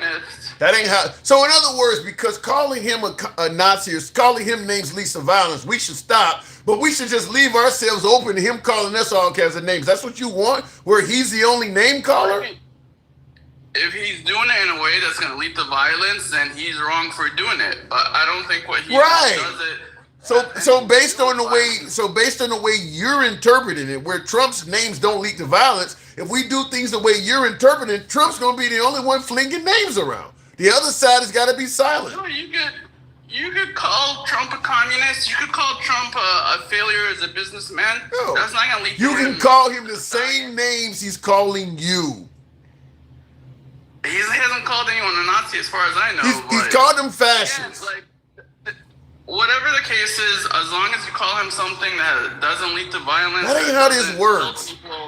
That ain't how it works. If you don't, let me say what I say on. Complaining about people you trying crazy. to unalive Trump because you be calling him a Nazi. I'm going to say what I've said many times before. If you don't want to be called names, don't name call. All it is, well, your names are hurting me more than my names are hurting you, so you should. Don't call names if you don't want to be name called. It's as simple as that. He hasn't called anyone a name that would lead to violence. I'm going to repeat myself because you clearly don't hear me. Don't call names if you don't want to be called them back. I don't give a shit what it leads to. If you don't want to be called names, don't do it.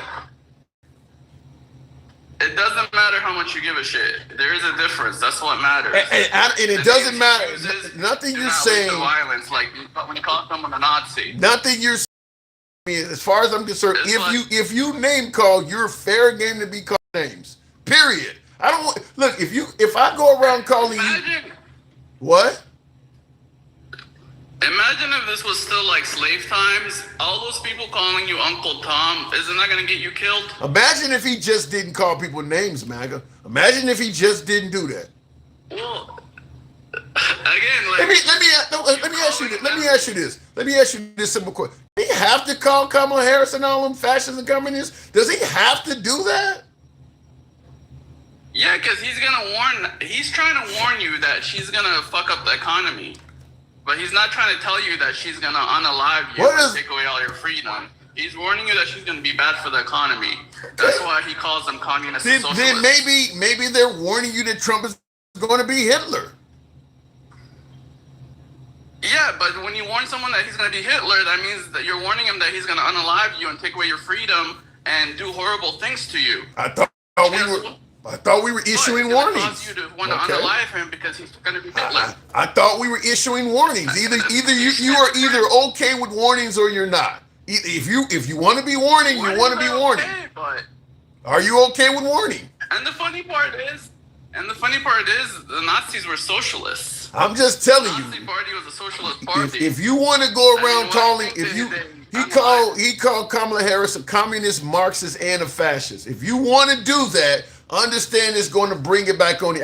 Nobody gives a shit how people respond to you. If you call me, let's say you call me the N-word and I call you something back in return. I don't give a fuck how they respond to you. You decided you wanted to name call. I'm not going to try to call you a name back that people will be gentle with you about. If you want to do this, we going to do it. If you don't want to be called names, don't name call. If my name calling just gets people to laugh at you while your name calling gets me killed, there's a difference. That's your opinion. When I say you're a bad business person, that's gonna fuck up a business versus saying, "Oh, this guy's gonna unalive your sister," or you like to name MAGA. Yeah. Nobody gives a shit. Ripping people's sisters, they're gonna kill me for raping their sister. When Trump calls people names, he don't give a shit about the consequences to that person. Because Marjorie Taylor Greene even said her children were getting death threats because of the shit he was doing. He don't care about the consequences. So why the hell should people care about his? Mike Pence got death threats too. Yo, the funny thing is, he's talking shit about New York, but he's protecting the New Yorker. Trump is from New York. You talking all this shit about New York. How did I talk You were just talking a whole bunch. I just want to know, what is Florida doing better than New York right now? Everything. We're getting a lot more people. Why New Yorkers all moving to Florida? All my friends are fucking New Yorkers. Talk politics and everything else. What is Florida doing for your people that's in Florida that's doing better than New York? That's a good question. Right now, what's his name? Just got property taxes. So I don't have to pay as much taxes on my house as I used to. So I'm saving money left and right. He's cutting taxes everywhere he could. He's making things cheap and affordable. So I'm very happy with Florida right now. Florida ain't cheap and affordable. Florida is not cheap. And by the way, you're talking about taxes for homeowners. If you live in an apartment, that homeowner shit you talking about don't benefit you at all. That's not true. If your landlord's paying less taxes, he can afford to charge you less rent. Oh, and they just automatically do that, huh? If you give the landlord a discount, he just automatically pass it on his tenants, huh? He's not going to say, let me Ain't nobody. You could get that landlord. You could. Let's do the opposite. You raise my taxes. Guess who's paying the extra taxes I'm paying? You could get that landlord that whole mortgage for free, and he gonna still charge those tenants that rent. They don't pass that shit on. They're not passing that on. If my taxes went up, my tenant's paying the taxes. If my expenses go up, whether in taxes or whatever, the tenant's paying it. So if my expenses stay the same, that just means the owners are making more less likely to raise your rent. That's just the owners making more money. That's not, right. That's not the actual people who are paying the rent. I just told you. Right now, I got a commercial property that I rent. I literally pay all the fucking taxes. It's in my fucking can. And you're still going to be paying that lease where I pay the taxes. So if my landlord's taxes are low, my can is lower. And that goes for any rental property. Just because you're renting doesn't mean you're not paying the landlord's taxes. You don't pay insurance for or taxes for the property that we're renting. That doesn't happen in New York. What else is he doing other than tax cuts? No, we only pay insurance for people slip and falling. We don't pay insurance for the property. What else is he doing other than tax cuts? Tax cuts is something that usually benefits the wealthy. Every time we have a hurricane, everything gets fixed right away. It's not like California where the fire has been like a year and nothing's gotten rebuilt. All our hurricane damage gets rebuilt right away. Our roads are fucking always being maintained and fixed. You borrow money to do that. You borrow money from the federal government because y'all gotta get subsidized when that happens. Good point. I mean, all states get money from the federal government. New York sends money to y'all so y'all can fix your houses on time. Like you're saying. I really doubt other states have to do it. Yep. Honestly, I don't have the math for that in front of me. I don't even know where that comes from, but I really doubt Florida is one of those states. Okay, so Florida makes a lot of money. So we got no property, no income tax. That means another question. That's got to pay New York a fucking cut of your income. Yeah, okay. So the other question I gotta ask, because I usually ask Tim, but he never asks you. You know how you say, yo, you come up here to lie, and what else are you going to say if you don't say the opposite? Is that what you're doing right now? No, I defend things that I don't for no reason. Just to give you the perspective. It's not about lying. It's about but that is a lie. You're doing the Trump shit. That's a lie. If you're going to say, listen, I don't believe that this is happening anyway. It's nighttime. I don't believe that, but I'm just going to fight this so I can say something different. No, that's not what I said at all. But that's exactly what you say. Like I gotta say something different. If I don't, what else you gonna have me up here for? That's exactly what you say. You're misrepresenting what I said altogether. I'm up here to tell you what MAGA thinks and what Trump thinks and give you my perspective. And even when I don't agree with it, I try to give you the MAGA perspective to what they're trying to say that you're getting wrong. Just because I don't agree with something doesn't mean I can't represent it. So you don't believe that people should fuck children So you gonna fight that too? I mean, not really. Yeah? I don't have any insights on that. I don't know why people fuck children, because I don't know anyone that fucks children. Maybe you do. Bro, what can I do about it? Like, he's all right. Look, I don't. That's out of my purview. But when it comes to like the Iran war, even though I don't support the war, I support America, and I don't like that they went to Iran for like that they attacked Iran. But I can tell you why they attacked Iran and why there's some good points to it. Okay, I got another thing that I've been dying to ask you too. So Tim, let's start like $100 fee, right? Everybody just put up $100, right? Just for MAGA Reacts, right? I want him to go into the ICE building, tell him his story like he told us. His mother snuck him over here. Oh shit! Then he went back. Then he went back. I never said And then that. he came Where in did you here get that right. from? And then he came in here the right way and everything else. And if you don't leave, if you leave that building, we'll just hand over the cash. Hold on. What did I say? My mom stuck me over here. You said you wasn't over here legitly. That's what you said. Your parents came over here, right? And they had you over here, right? That's what Trump is fighting right now to get rid of them, right? No, I was born in Egypt. I came here when I was 8, and I became an American citizen with my parents. When you left and came back, you said you left and came back. I never left and came back. I was born in Egypt. I was there until I was 8 years old, and then I came here to America when I was 8, and I've been here ever since. And when my parents got their citizenship, I got mine with them. Okay, I don't know where you got all these other stories from. I think you're mishearing what me listening to you while you don't understand how many times I just listen to the show while I'm working, and I hear your stupid shit, and I'll be like, oh shit, like here we go with this stupid nigga again. Like he's gonna say some crazy shit. Oh my god! 4 minutes. That's the problem. You guys don't understand what I'm saying half the time. No. You don't know how to talk. You be talking about TV shows, like you got all your politics from MacGyver, and you know if you watch fucking that's him, not me. this was what this was. Like you always mention a TV show. That's 100% Tim. He brings up like 4 TV shows every time. 4 minutes. 4 minutes. You're killing me, Nate. You're killing me. 4 minutes. Tim was the one that was like, this TV show, this happened, and this guy got beat up. He was saying if Biff. He was the one to bring up the example of if Biff fucking beats up Marty could just stab him if we go by the Metcalf rules.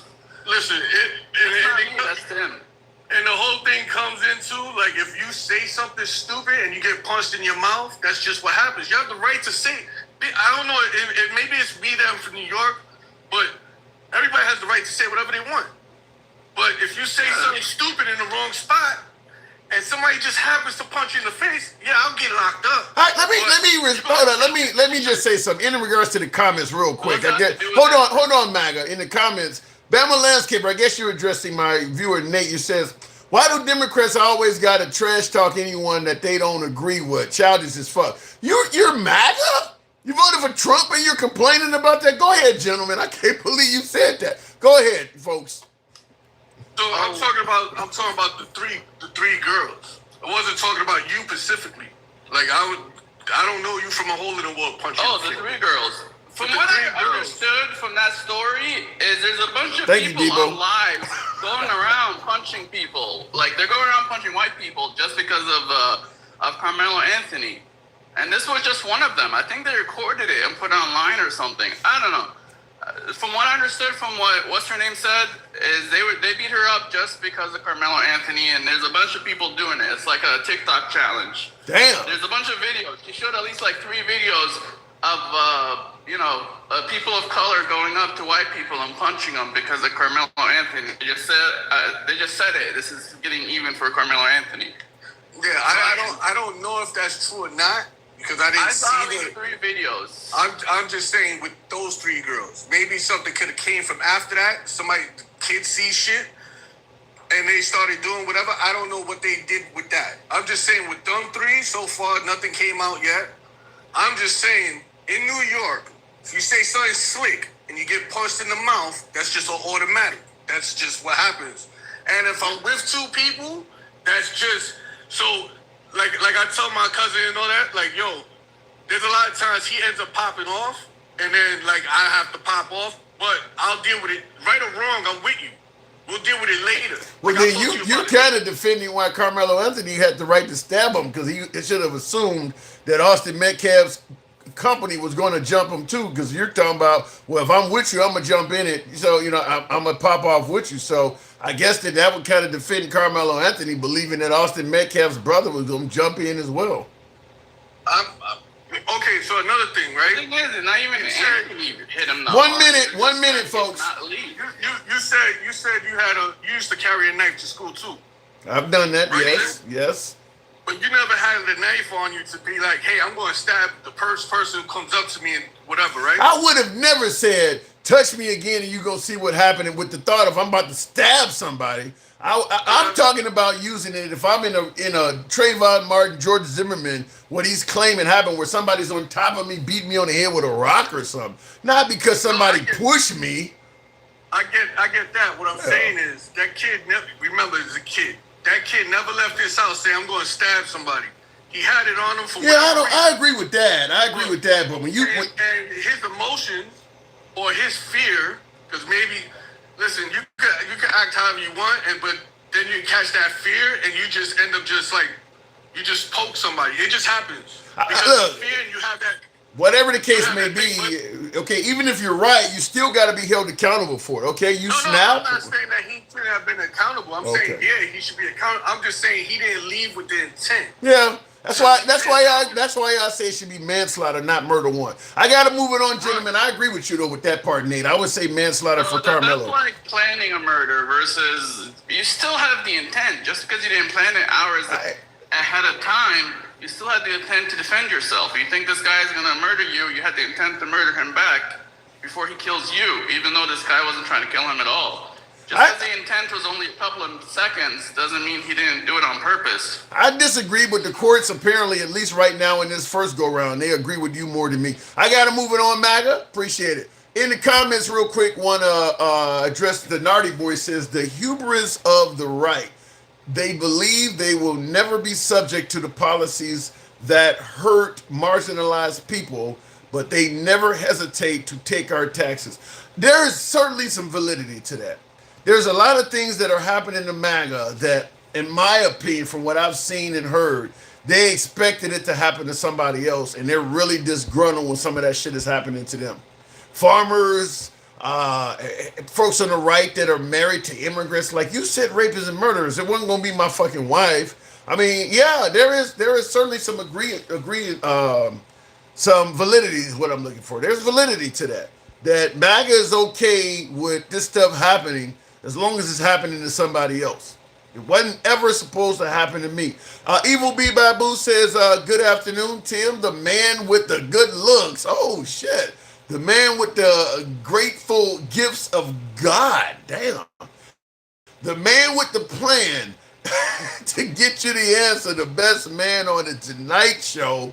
Give it up for Tim Liberal. Give it up for Evil B Babu. Beautiful. Welcome. I like that. Continues on, says, MAGA reacts, if you cannot put up a good fight, don't be nothing. It's real simple. What a complete, utter says moron, damn. And look, I was saying something similar to MAGA reacts in regards to defending Trump, indicating somehow it's wrong to call Trump fascist or Nazi or these other terms because it's causing folks to want to put a hit out on Trump. My stance is the same. If you lob an insult at somebody, they're going to lob an insult at you. They don't give a shit what the insult inspires other people to do. I mean, look, let's say, for instance, you know, I call a woman name and the first thing she says, well, you got a little dick.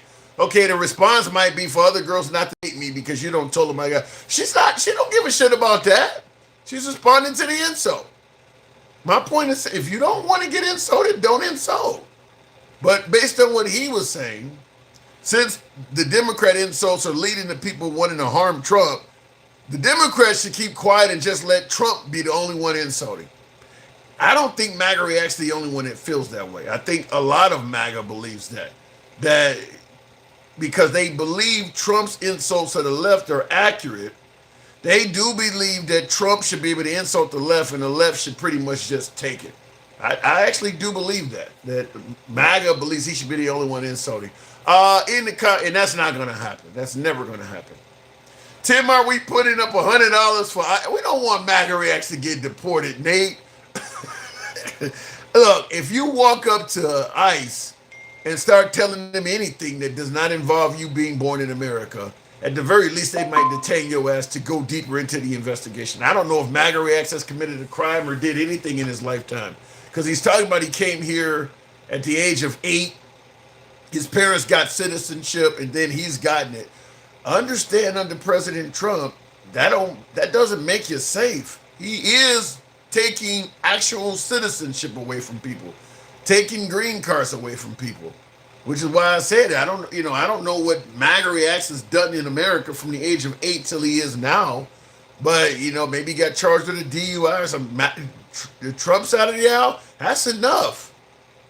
They're kind of operating on a, if we can deport, we will deport. Find reasons to deport people. So, no, I wouldn't walk into ICE telling them any damn thing. You can get him kicked out for real doing that.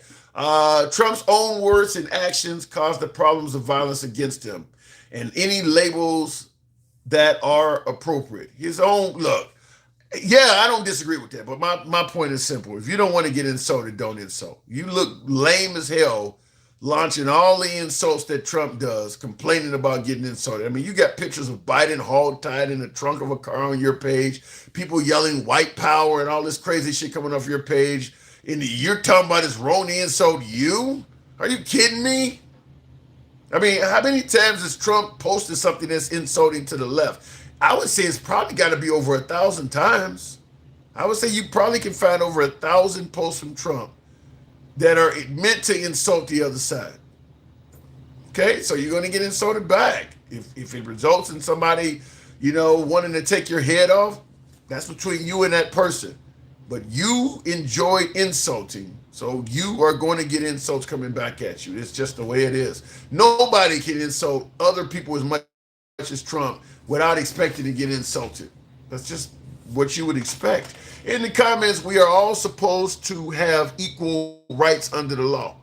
Founding Fathers said that. They didn't mean it, though. MAGA reacts every time he comes on here. Sounds like a Fox News episode. Or that bird that sits on Trump's shoulder and copies everything he said.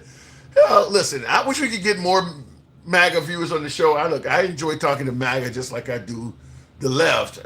I don't agree with much of what MAGA reacts says, because some of the stuff does sound like just blind defense of the president. But occasionally he says something and I'm like, okay, maybe that I can understand.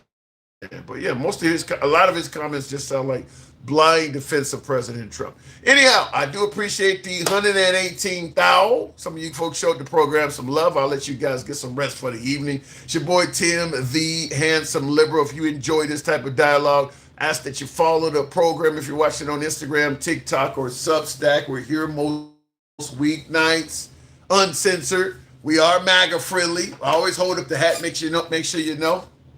But liberals are welcome as well. If you enjoy this type of uncensored dialogue, follow the program if you're watching on one of those platforms. And if you happen to be watching us on YouTube, do me a favor and give your guy a sub.